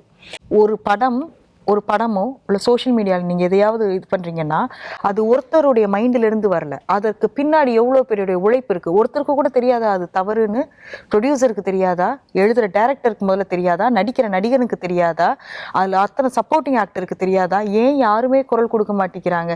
ஏன்னா அவங்க எழுதும் போதே அவங்க டிஸ்கஷன் பண்ணும்போதே சொல்லுவாங்க இதுக்கு கைத்தட்டுவாங்க, கமர்ஷியல் ஆடியன்ஸ் கை தட்டுவாங்க. பெண்களை நான் காதுபட கேட்டிருக்கேன், நான் டிஸ்கஷனில் உட்கார்ந்து போது கேட்டிருக்கேன், நீங்கள் பொண்ணை இப்படி சொன்னீங்க அப்படின்னா இதுக்கு தட்டுவான் பாருங்க கை அப்படின்னு சொல்லுவாங்க. அப்போ ரெண்டு பக்கமுமே அது ஒரு தவறு இருக்குது அப்படின்னு பார்த்துக்கணும் இல்லையா? கன்சியூமர் வந்து அதை விரும்புகிறான், வேணும்னு நினைக்கும் போது அதற்கான இதை கொடுக்குறாங்க. அப்போ ரெண்டு பக்கமும் தப்பு. எத்தனை கன்சியூமர் விரும்புகிறாங்க? தியேட்டரில் உடைய கெப்பாசிட்டி 500 பேர்னு வச்சுக்கோங்களேன், அதில் 50 பேர் கைத்தட்டுறதும் மீதி 450 பேர் மௌனமாக இருக்கிறதுக்கும் வித்தியாசம் இருக்குது. நீங்கள் அந்த 50 பேருக்காக பணம் எடுக்கிறீங்க, இந்த 50 பேர் கை தட்டுவான். அவன் எதுக்கு கை தட்டுறது? ஒருத்தன் கை தட்டுவான், இவங்க எல்லாரும் சேர்ந்து கை தட்டுவாங்க. அப்போ நீங்கள் அவங்கள புரிஞ்சு யூஸ் பண்ணக்கூடாது. நீங்கள் ஆடியன்ஸோடைய மைண்டில் போய் இதை நான் சொல்கிறேன் நீ கைத்தட்டுன்னு, அதுக்கெல்லாம் நீங்கள் மியூசிக் போடுவாங்கங்க. எங்கள் படத்துலலாம் வந்து பெண்ணை இழிவுபடுத்துகிற காட்சிகளில் முன்னாடி நான் சொல்கிறது ஒரு 90s மேலே வந்து லைட்டு போகும். என்ன படத்துக்கு இப்போ வந்து ரஜினி வந்து விஜயசாந்தி அடிச்சிட்டாருன்னா தியேட்டர்ல எல்லா இடத்துலயும் லைட் எரியும், ஒரு சிக்னல் கைத்தட்டுன்னு அர்த்தம். இதுக்கு கைத்தட்டு, இது எவ்வளவு பெரிய விஷயம் தலைவர் பண்றாரு பாரு அப்படிங்கிறதுக்கான ஒரு சிக்னல். இது யாரு சொல்லி தர்றது? இது ஒரு தியேட்டர் வரைக்குமே அதை நீங்க மைண்ட்ல நீங்க பதிய வச்சிருந்தீங்கன்னா அப்ப இது யாருடைய தவறு? இது நீங்க அப்படி அவங்க கேட்டாங்களா, சீன் இப்படி எங்களுக்கு வைங்க, நாங்கள் கைத்தட்டணும்னு கேட்கலையே, ஆனா நீங்க வைக்கிறீங்களே ஏன்? இது வந்துட்டு நம்ம சினிமாலேயும் இருக்கோம், எழுத்துலையும் இருக்கும். இதை பேசும்போது பிரச்சனைன்னு எனக்கு தெரியும். இது கண்ணாடி வீட்டிலேருந்து கல்லெறிகிறது தான் நான். ஆனால் இதை செய்கிறாங்க, இதை நம்ம எங்கே போய் சொல்ல முடியும்? இது யார் தடுக்க முடியும்? அவங்க கை தட்டதாங்க செய்வாங்க, எல்லாத்துக்கும் தட்டுவாங்க. நீங்கள் அவங்கள வந்து கொஞ்சம் கத்தி பேசிட்டீங்கனாலே நம்ம ஆட்கள் கை தட்டிடுவாங்க, கொஞ்சம் அழுத்தி பேசிட்டாலே கை தட்டிடுவாங்க. அது அந்த தியேட்டரோட ஒரு எஃபெக்ட். இதை நீங்கள் ஓடிடியில் உங்கள் ஃபேமிலியோட வந்து உட்காந்து பாருங்களேன், பார்ப்போம். கைத்தட்ட முடியுமா அவங்களால? ஆமாம், கைத்தட்ட முடியுமா அவங்களால? நீங்கள் யாரோட பார்க்குறீங்க? அது எல்லாமே இருக்குது இல்லை. நம்ம அங்கிருந்தே ஸ்டார்ட் பண்ண வேண்டியிருக்கு. நாம சொல்றதுக்கு ரியாக்ட் பண்றாங்க எதிரில் இருக்கிறவங்க அப்படின்னா உங்களுக்கு பொறுப்பு அதிகமாகுது. நான் சொல்றதை கேட்குறாங்க அப்படின்னா இன்னும் பொறுப்பு அதிகமாகுது இல்லை? அப்போ ஒவ்வொருத்தர்கிட்டயும் அந்த பொறுப்பு இருக்குல்ல. நிகழ்ச்சி ஆரம்பிக்கும் போது குறிப்பிட்ட ஒரு விஷயம் தான், 10 வருஷத்துக்கு முன்னாடி நம்ம பேசணும், 15 வருஷத்துக்கு முன்னாடி பேசுகிறோம், இன்னைக்கு ஜென்சி ஜென் ஆல்ஃபான்னெல்லாம் வந்ததுக்கு பிறகும் இந்த இஷ்யூ பற்றி நம்ம பேசிட்டு தான் இருக்கோம். நிச்சயமாக சொல்யூஷனோ இல்லை ஒரு சேஞ்சஸ்க்கான ஒரு ஸ்டெப் அப்படிங்கிறது நிச்சயமாக தேவைப்படுது. உங்கள் பெர்ஸ்பெக்டிவில் என்ன விஷயங்கள் எல்லாம் மாறணும் அப்படிங்கிறது நீங்கள் என்ன நினைக்கிறீங்க? என்ன ஒரு விஷயங்களை நீங்கள் விசிபிளாக பார்க்கணும் அப்படின்னா என்ன விரும்புகிறீங்க அப்படிங்கிறது உங்களோட கருத்துக்களை இறுதி கருத்தாக சுருக்கமாக பதிவு செய்யலாம். பனிஷ்மெண்ட் வந்து ரொம்ப ஸ்ட்ரிக்டாக இருக்கணும் அப்படின்ட்டு நிறைய ஆஸ் அ உமன் எனக்கு ஃபஸ்ட் அதுதான் தோணும். இந்த மாதிரி ஒரு ரேப் அப்படின்னு இருந்தாலே பயங்கர ஸ்ட்ரிக்டாக பயங்கர ஒரு பனிஷ்மெண்ட், அந்த மாதிரி திருப்பி நடக்கவே கூடாத மாதிரி பனிஷ்மெண்ட் கொடுங்க அப்படின்ட்டு தான் எனக்கு ஃபஸ்ட்டு ஒரு பெண்ணாக எனக்கு சொல்லணும்னு தோணும்.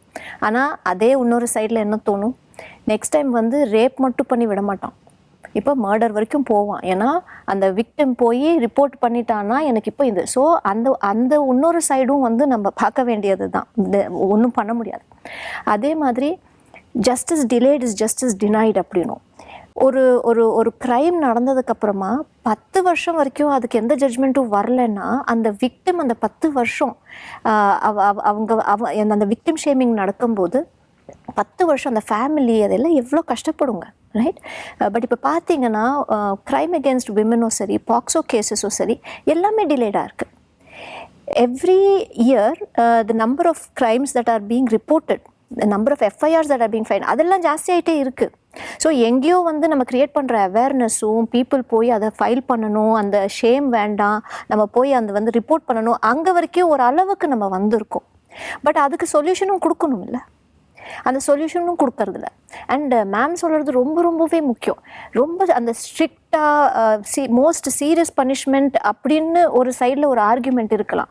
பட் இவங்க வந்து எதனால் பண்ணியிருக்காங்கன்னு அவங்களுக்கு அந்த ரீஹாபிலிட்டேஷன் கொடுக்கலன்னா அவங்கள பெயிலபிள் அஃபென்ஸ் வேறு இது. பெயிலில் நீங்கள் வெளில வந்துட்டு எனக்கு நிறைய க்ரைம்ஸ் நீங்கள் பார்த்தீங்கன்னா ரிப்பீட் அஃபெண்டர்ஸ்.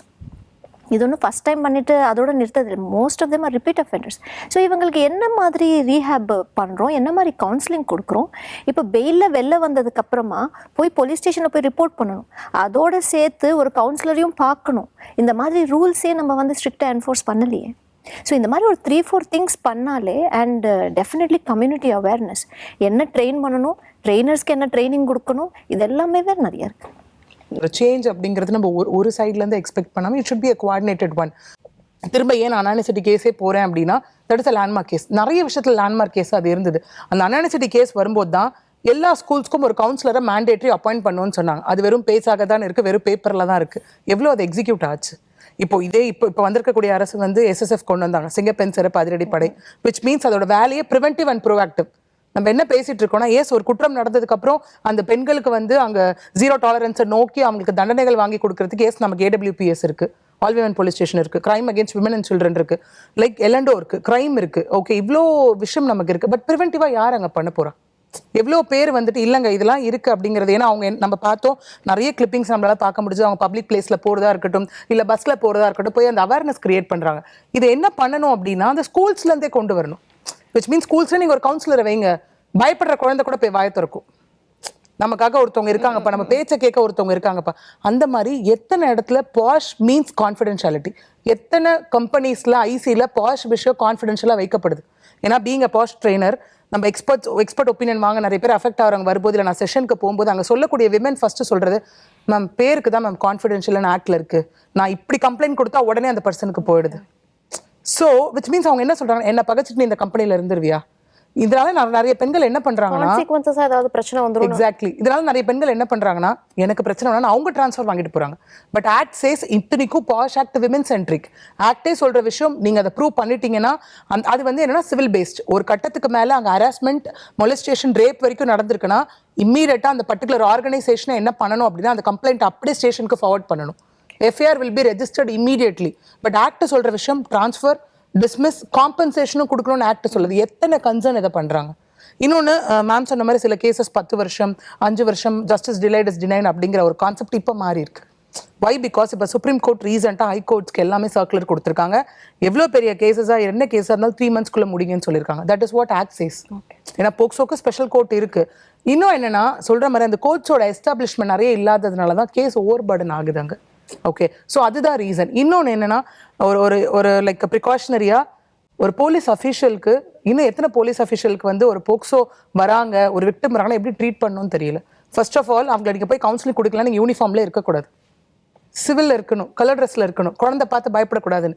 இன்னைக்கு ஒரு விமன் வீட்டில் பாதிக்கப்படுறாங்க, அந்த விமன் தாராளமாக போலீஸ் ஸ்டேஷன்ல கேட்கலாம், என் வீட்டு பக்கத்துல வந்து இப்படி விசாரிக்காதீங்க. ஈவன் அடல்ட் கூட சொல்றேன், விசாரிக்காதீங்க, எங்க வீட்டில் எல்லாரும் பயப்படுவாங்கன்னா மேண்டேட்ரி அந்த போலீஸ் அஃபிஷியல் கலர் ட்ரெஸ்ல தான் போய் விசாரிக்கணும். வீட்டில் போய் அவங்க மகசர் விட்னஸ் அதெல்லாம் மார்க் பண்ணதுக்கு அப்புறம் அவங்க வீட்டுக்கு அப்படிதான் போகணும். பட் இது எத்தனை பெண்களுக்கு தெரியும்? இதுல அந்த போலீஸ் அஃபிஷியல் அதை கேட்கலையா, தாராளமா நீங்க ஹியூமன் ரைட்ஸ்ல கம்ப்ளைண்ட் கொடுங்க, போலீஸ் ஹராஸ்மெண்ட் கொடுங்க, இல்ல போலீஸ் ஹராஸ் பண்றாங்களா not to harass court approach பண்ணலாம். ஸோ இவ்வளோ ஆப்பர்ச்சுனிட்டிஸ் இருக்கு. இல்ல ஒரு பெண் திரும்ப திரும்ப என்ன பண்ண கம்ப்ளைண்ட் கொடுத்து எவ்வளவு நாள் ஆச்சுன்னு கேட்டா 1 year ஆச்சுன்னுவாங்க. பட் அவங்களுக்கு இருக்கக்கூடியது அவங்களுக்கு தெரியல. ஒரு கம்ப்ளைண்ட் கொடுத்தீங்களா, இம்மீடியட்டா போய் அடிஷனல் கம்ப்ளைண்ட், அது ஒர்க் ஆகல, இமீடியட்டா you can approach court by way of direction petition. நான் இவ்வளவு கம்ப்ளைண்ட் கொடுத்துருக்கேன், எங்கிட்ட இவ்வளவு எவிடன்ஸ் இருக்கு, போலீஸ் ப்ராப்பர் ஆக்ஷன் எடுக்கல, இமீடியட்டா கோர்ட் 2 விஷயத்த சொல்லுவாங்க. ஒன்னு இமீடியட் எஃப்ஐஆர் ஆர் விசாரிச்சு எனக்கு ரிப்போர்ட் சப்மிட் பண்ணி ஃபர்தர் இதை ஸ்டார்ட் பண்ணுங்கன்னு சொல்லுவாங்க. இவ்வளோ விஷயங்கள் இருக்கு. ஸோ நம்ம சேஞ்ச் அப்படின்னும் போது வந்துட்டு, ஏன்னா ஒரே ஒரு விஷயம் என்னன்னா, நம்ம இன்னைக்கும் இந்த தம்ப்நெயில்ஸ் எப்படி பார்க்குறோம் அப்படின்னா, இந்த பெண் பாலியல் வன்கொடுமைக்கு ஆளாக்கப்பட்டால், இந்த பெண் வந்துட்டு இப்படி வந்து கொலை செய்யப்பட்டால்னு பார்க்குறோம். இந்த ஆனால் இந்த பெண் ஆளாக்கப்பட்டால்னு எங்கேயாவது பார்க்குறோமா? இதற்கு தம்ப்நெயில நம்ம அப்படி பார்த்ததே இல்லையே. அங்கேயும் ஒரு விமன் ஒரு நாட்டை வச்சா மட்டும்தான் ஆடியன்ஸை புல் பண்ண முடியும் உள்ள. ஸோ அப்போ உங்களுக்கு எப்படின்னா, பெண்களை உயர்த்தி வைக்க பெண்கள் தேவைப்படல. எங்கேயுமே பெண்களை இழிவுபடுத்த, பெண்களை அசிங்கப்படுத்த, பெண்களை இது பண்ண மட்டும் பெண்கள் தேவைப்படுறாங்க. ஏன்னா ஆண்கள் என்ன நினைச்சிட்டாங்க அப்படின்னா, நமக்கு எந்த வித பயாலஜிக்கல் சேஞ்சும் இல்லை, கற்புன்ற வேர்டு ஸ்டில் பெண்களுக்கு தான் இருக்கு. ஏன்னா பெண்களுக்கு தான் பயாலஜிக்கல் சேஞ்ச் இருக்கு. ஏதாவது ஒன்று நடந்ததுன்னா கர்ப்பமாக போகிறது அவங்க தான், சொசைட்டியை ஃபேஸ் பண்ண போகிறது அவங்க தான், இல்லையா? இதை தாண்டி அந்த சின்ன வயசுல இருந்தே நம்ம அந்த விஷயத்தை கொண்டு போய் சேர்க்கணும். At the same time government இந்த இனிஷியேட்டிவ் எப்படி எடுக்கணும்னா, இட் இஸ் மேண்டேட்ரிங்க. ஏன்னா நம்ம இப்போ என்ன சொல்றோம்னா, நீங்க ரோட்ல போனா உங்க உயிருக்கு பாதுகாப்பு ஹெல்மெட் போடுங்கன்னா யாராவது போடுவாங்களா? லா ஆக்கின அப்புறம் தான் அதை போட ஆரம்பிச்சாங்க. ஸ்கூல்ஸ் கண்டிப்பா கவுன்சிலர்ஸ் வைங்க, காலேஜ் கண்டிப்பா வைங்க, இல்லைன்னா உங்களுக்கு ஃபைன், இல்லைன்னா உங்களுக்கு யூஜிசி உங்களுக்கு அப்ரூவல் வரும்போது உங்களுக்கு கொடுக்க மாட்டாங்கன்னு சொல்லி பாருங்க. எல்லா ஸ்கூல்ஸும் காலேஜஸும் வைப்பாங்களா மாட்டாங்களா? ஸோ இந்த மாதிரியான ஒரு சேஞ்சஸ் நம்ம கலெக்டிவா கொண்டு வரும்போது தான் கிரைம் ரேட்டையும் நம்மளால குறைக்க முடியும். விச் மீன்ஸ் பனிஷ்மெண்ட் ஸ்ட்ராங்கராக ஆரம்பிச்சாச்சு. 75 நாள் 70 நாள்ல ஜட்மெண்ட் கொடுக்க ஆரம்பிச்சு. கோயம்புத்தூர் கேஸ், சூலூர் ஃபைல் பண்ணிட்டாங்க, விளாத்திக்குளம் கேஸ் எல்லாமே மாற ஆரம்பிச்சாச்சு. பட் அந்த சேஞ்சஸ் இங்க வரும்போது லைக் எல்லாமே ஒன்னா ஒர்க் ஆகும்போது we can expect the change. Solution என்ன அப்படின்னு கேட்டிங்கன்னா, எனக்குமே அதுதான். நம்ம வந்து புது அரசு மாறலாம், சட்டங்கள் வந்து கொண்டு வரலாம், நிறைய வித்தியாசமான சட்டங்கள் வரலாம். ஆனால் அதை எப்படி இம்ப்ளிமெண்ட் பண்ணுறாங்கன்றதுல தான் இருக்குது. ஆல்ரெடி சொன்ன மாதிரி விமனுக்காக விமனே வந்து ஒரு பாதுகாப்பு தரணுன்றது தான் all women police station centre. ஆனால் அந்த இடத்துல அந்த ஒரு விக்டிமாக விமன் எவ்வளோ அசிங்கப்படுவாங்க தெரியுமா? போய் ஒரு கேஸ்ன்னு சொன்னாலே, உனக்கு அப்போ நல்லா இருந்துச்சா, இப்போ வந்து கஷ்டமாக இருக்கா, இப்போ குத்துதா, இப்போ கொடாயுதான்னு சொல்லிட்டு ரொம்ப அசிங்கமான தப்பான வார்த்தைகளை அவங்க கிட்ட யூஸ் பண்ணி விக்டிம் ப்ளேம் பண்ணுவாங்க. அப்போது அடுத்து ஒரு பொண்ணு போய் கம்ப்ளைண்ட் பண்ணும்போது இவங்களே இந்த விக்டிமே சொல்லுவாங்க, அங்கே போவாத, அங்கே வந்து எதுவுமே நடக்காது அப்படின்னு சொல்லிட்டு. அதே மாதிரி தான் இப்போ வந்திருக்க இந்த சிங்கப்பெண் அதிரடி படையாக இருக்கட்டும், அவங்க வந்து அவங்களுக்கு வந்து தெரிஞ்சிருக்கணும் எப்படி வந்து ஒரு பாதிக்கப்பட்டவங்களை எப்படி நம்ம ஹேண்டில் பண்ணணும் அப்படின்றது தெரிஞ்சிருக்கணும்.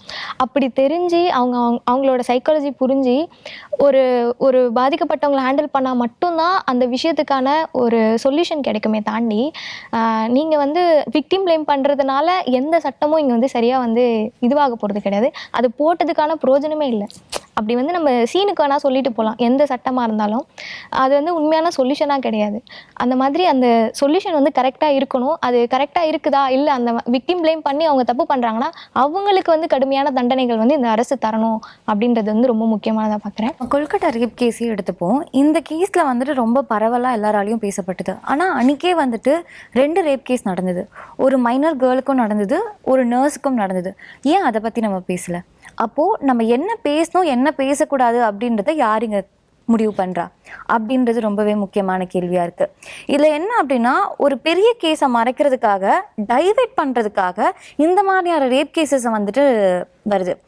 Like I'm not saying that இது இருந்ததுனால நம்ம இதை பேசுகிறோம் அப்படின்னு கிடையாது. ஒரு பெரிய கேஸ் அங்கே இருக்கும், அங்கே வேற ஒரு கரப்ஷன் இருக்கும், அதை மறைக்கிறதுக்காக அந்த பொண்ணு ரேப் பண்ணுவாங்க. ரேப் பண்ணிவிட்டு நம்ம இந்த கேஸை வந்துட்டு வேறு விதமாக எடுத்துகிட்டு போகணும் அப்படின்ற மாதிரி பேசுவாங்க. அப்போது அந்த கேஸில் என்ன நடந்திருக்கு அப்படின்றத முழுசாக எடுத்துக்கிறோமா? எல்லாருக்குமே நம்பிக்கையை ஏற்படுத்த வேண்டியது ரொம்ப முக்கியமாக இருக்குது. இப்படி ஒரு பிரச்சனை நடந்தா அல்லது நடக்க உங்கள் மனதில் அப்படி தோன்றினாலே அடுத்து என்னென்ன கான்சிக்வன்சஸ் இருக்குது அப்படிங்கிறது எல்லாருக்கும் தெரியும். ஆணுக்கு தெரியணும், ஒரு பெண்ணுக்கு தெரியணும். ஒரு பெண்ணோ ஒரு குழந்தையோ தனக்கு ஏதாவது ஒரு பிரச்சனைனா யார்கிட்ட போய் முதல்ல சொல்லணும், நம்ம யார்கிட்ட சொன்னாலும் இது வந்து நம்மளுக்கு சப்போர்ட் பண்ணுவாங்க அப்படிங்கிற நம்பிக்கையை எல்லாருமே ஏற்படுத்தணும். Teachers, school, parents, local guardians, government வரைக்கும். கவர்மெண்ட் சொல்லணும், உங்களுக்கு இந்த பிரச்சனையாக நாங்கள் கூட நிற்கிறோம் அப்படின்னு ஒரு கவர்மெண்ட் முன் வந்து சொல்லணும். இந்த நம்பிக்கையை ஏற்படுத்தாமல் இந்த விஷயத்தை சரி பண்ண முடியாது. பெண்கள் முதல்ல தெரிஞ்சுக்க வேண்டியது, ஒரு பிரச்சனைனா யாரோ ஒரு சூப்பர்மேன் வந்து உங்களை காப்பாற்ற போகிறது இல்லை, நீங்கள் தான் உங்களை காப்பாற்றிக்கணும்.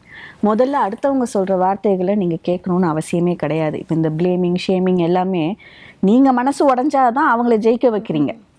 ஏன் நீங்கள் அதை கேட்கணும்? சரி, பட்டது எனக்கு தான் கஷ்டம் தெரியும், நீ யார் அதை கமெண்ட் பண்ணுறதுக்குன்ற மென்டாலிட்டி முதல்ல வரணும். ரெண்டாவது ஸ்பான்டேனிட்டி. நிறையா பெண்கள் வந்து ஐம் வீக், அது ஒரு மைண்டில் இருக்குது, என்னால் வந்து I'm physically weak, I'm mentally வீக்னு நினைக்கிறாங்க. கிடையாது, பெண்கள் தான் ஆக்சுவலி ரொம்ப ஸ்ட்ராங், ஃபிசிக்கலி அண்ட் மென்டலி. இது வந்து சைக்கலாஜிக்கலாகவும் சரி, ஃபிசிக்கலாகவும் நான் சொல்கிறேன். ஏன்னா ஒரு இமோஷனல் விஷயத்தை எப்படி ஹேண்டில் பண்ணணுன்னு ஆண் உடஞ்சிருவான், ஆண் தடுமாறிடுவான், தப்பு பண்ணிடுவான். ஆனால் பெண் வந்து நிதானமாக இருப்பாள். அவ்வளோ she is made up that way. அதே மாதிரி ஃபிசிக்கலாகவும் ஒரு குழந்தையை பெற்றெடுக்கிறது வந்து அவ்வளோ ஈஸி கிடையாது, ஒரு பெண்ணால் முடியும். So physically also she is fit.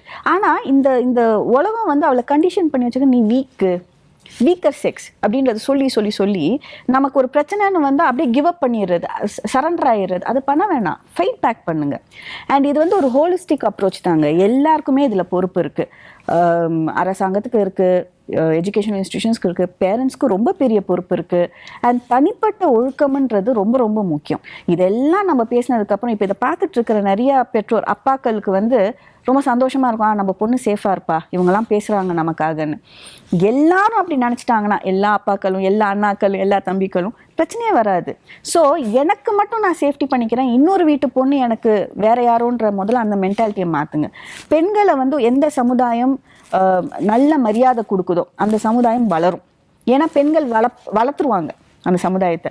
அவங்கள நம்ம ரொம்ப வந்து சப்ரஸ் பண்ணுறோம், அவங்கள பனிஷ் பண்ணுறோம், அவங்கள வந்து இல்லாமல் பண்ணணுன்ற எண்ணம் வந்துச்சுனாலே அந்த சமுதாயம் பின்னோக்கி போகுதுன்னு அர்த்தம். ஏன்னா ஒரு வீட்டோடைய அம்மா தான் அந்த வீட்டை வந்து நிர்வகிக்கிறது, அந்த குழந்தையோடைய எதிர்காலம், சிட்டிசனை உருவாக்குறது. அவங்க வீக் ஆகிட்டாங்கன்னா அந்த சிட்டிசன்ஸ் எப்படி இருப்பாங்க? ஸோ இதை எல்லாரும் புரிஞ்சுக்கணும். இது வந்து பெண்களுக்காக பண்ணுற ஏதோ தியாகமோ ஏதோ சேவையோ அப்படிலாம் கிடையாது, பண்ணித்தான் ஆகணும். அது அவங்கவுங்க நல்லதுக்கு பண்ணுறது. ஸோ இது ஆண் பெண்ணுன்றதை தாண்டி ஒரு பெண்ணுக்கு பாதுகாப்பு இல்லாத ஒரு சொசைட்டி வந்து ரொம்ப பின்தங்கின சொசைட்டின்றதை எல்லாரும் புரிஞ்சுக்கிட்டா போதும். அதுக்காக செயல்படணும். இன்னொன்று, பெண்களுக்கு படங்கள் எடுக்கும்போது இது பெண்களுக்கான படம், பெண்களை வந்து போற்றுவிக்கிற படம், அதெல்லாம் எல்லா படத்துலையும் பெண்களுக்கு வந்து நீங்கள் அந்த இம்பார்ட்டன்ஸை கொடுங்க. அசிங்கப்படுத்துறது, இப்போ ஓடிடியில் வந்து பீப் கூட போடுறது இல்லை, எல்லாம் ஸ்ட்ரெயிட்டாக பேசிடுறாங்க. அதுக்கப்புறம் கடைசியில் ஹீரோ மனம் திருந்துவார், எல்லாம் அடிக்கிறது திட்டுறது எல்லாத்தையும் முடிச்சிருவார். கடைசியில் தான் வந்து நான் பண்ண தப்புன்னு அதுக்குள்ளே அவன் படத்தை பார்க்க மாட்டான், முக்கா படம் பார்த்துட்டு போயிடுவான். அப்போ என்ன நம்ம சொல்லித்தரோம் மக்களுக்கு? வந்து இட்ஸ் நார்மல் அப்படின்றோம். கெட்ட வார்த்தை பேசுறது, முதல் அப்யூஸ். நிறைய பேர் என்ன நினச்சிட்டு இருக்காங்க, அப்யூஸ், செக்ஷுவல் அப்யூஸ்னாலே தொடுறது, ரேப்பு, மொலஸ்டி, இதுதான் நினச்சிட்டு இருக்காங்க. வேர்பல் அப்யூஸு, கண்ணடிக்கிறது, விசில் அடிக்கிறது கூட இல்ல, ஈவன் ஒரு பர்சனோட பெர்மிஷன் இல்லாம 2 minutes பார்க்கிறது, ஸ்டாக்கிங், கேசிங், ஆமா 2 minutes பார்த்தாலே பார்க்கிறது. அதே மாதிரி அநாகரிகமான கமெண்ட்ஸ். 2 ஆண்கள் வந்து ஒரு பெண்ணுடைய பிரசன்ஸ்ல ஏஜோக் அடிக்கிறது, ஓகே, இது எல்லாமே அபியூஸ். இது எத்தனை பெண்களுக்கு தெரியும்? ஸோ ஸ்கூல்ஸ் அண்ட் எஜுகேஷனல் இன்ஸ்டிடியூஷன்ஸ்க்கு நான் இதன் மூலியமா சொல்றது, இந்த மாதிரி விஷயத்துக்கும் இம்பார்ட்டன்ஸ் கொடுங்க. உங்களால வந்து ஒரு மாரல் சயின்ஸ் வைக்க முடியல, அதெல்லாம் வேற. ஒன்ஸ் இன் அ வைல் ஒரு ஒர்க் ஷாப்போ இல்லை ஒரு கான்ஃபரன்ஸோ ஒரு செமினாரோ நம்ம கண்டக்ட் பண்ணுறோன்னு நாங்கள் போய் வாலண்டியராக சொன்னால் கூட நீங்கள் படிப்பு ரிலேட்டடாக வேணால் பண்ணுங்கள், இந்த மாரல் இதெல்லாம் தேவையில்லை அப்படின்றது ப்ளீஸ் பண்ணாதீங்க, அலோவ் பண்ணுங்கள். ஏன்னா நான் எப்பவுமே சொல்கிற மாதிரி மனுஷன் ஒழுங்காக இருக்கணும், அதுக்கப்புறம் தான் மற்றது எல்லாமே. மனிதாபிமானம் அடிப்படை. அது வந்து ஜெண்டரு, வயசு, சோஷியோ எக்கனாமிக் ஸ்டேட்டஸ் எல்லாத்தையும் தாண்டி who is he, what is he made up of, அதுதான் ரொம்ப முக்கியமானது. அது சரியாக இருந்துச்சுன்னா எந்த பிரச்சனை வந்தாலும் நம்மளால் சமாளிக்க முடியும். நன்றி. குழந்தைகள் மற்றும் பெண்களுக்கு எதிரான குற்றங்கள் ஏன் இவ்வளவு கவனிக்கப்படுகிறது, அதே போல அதற்கான தீர்வுகள் என்ன, விழிப்புணர்வு எங்கிருந்து வரணும் அப்படின்னு பல்வேறு கோணங்களிலிருந்து விருந்தினர்கள் நம்முடன் பல்வேறு விஷயங்களை பகிர்ந்திருந்தாங்க. நிகழ்ச்சியில் கலந்து கொண்டு கருத்துக்களை பகிர்ந்தமைக்கு விருந்தினர்களுக்கு நன்றி. மீண்டும் மற்றொரு நிகழ்ச்சியில் சந்திப்போம்.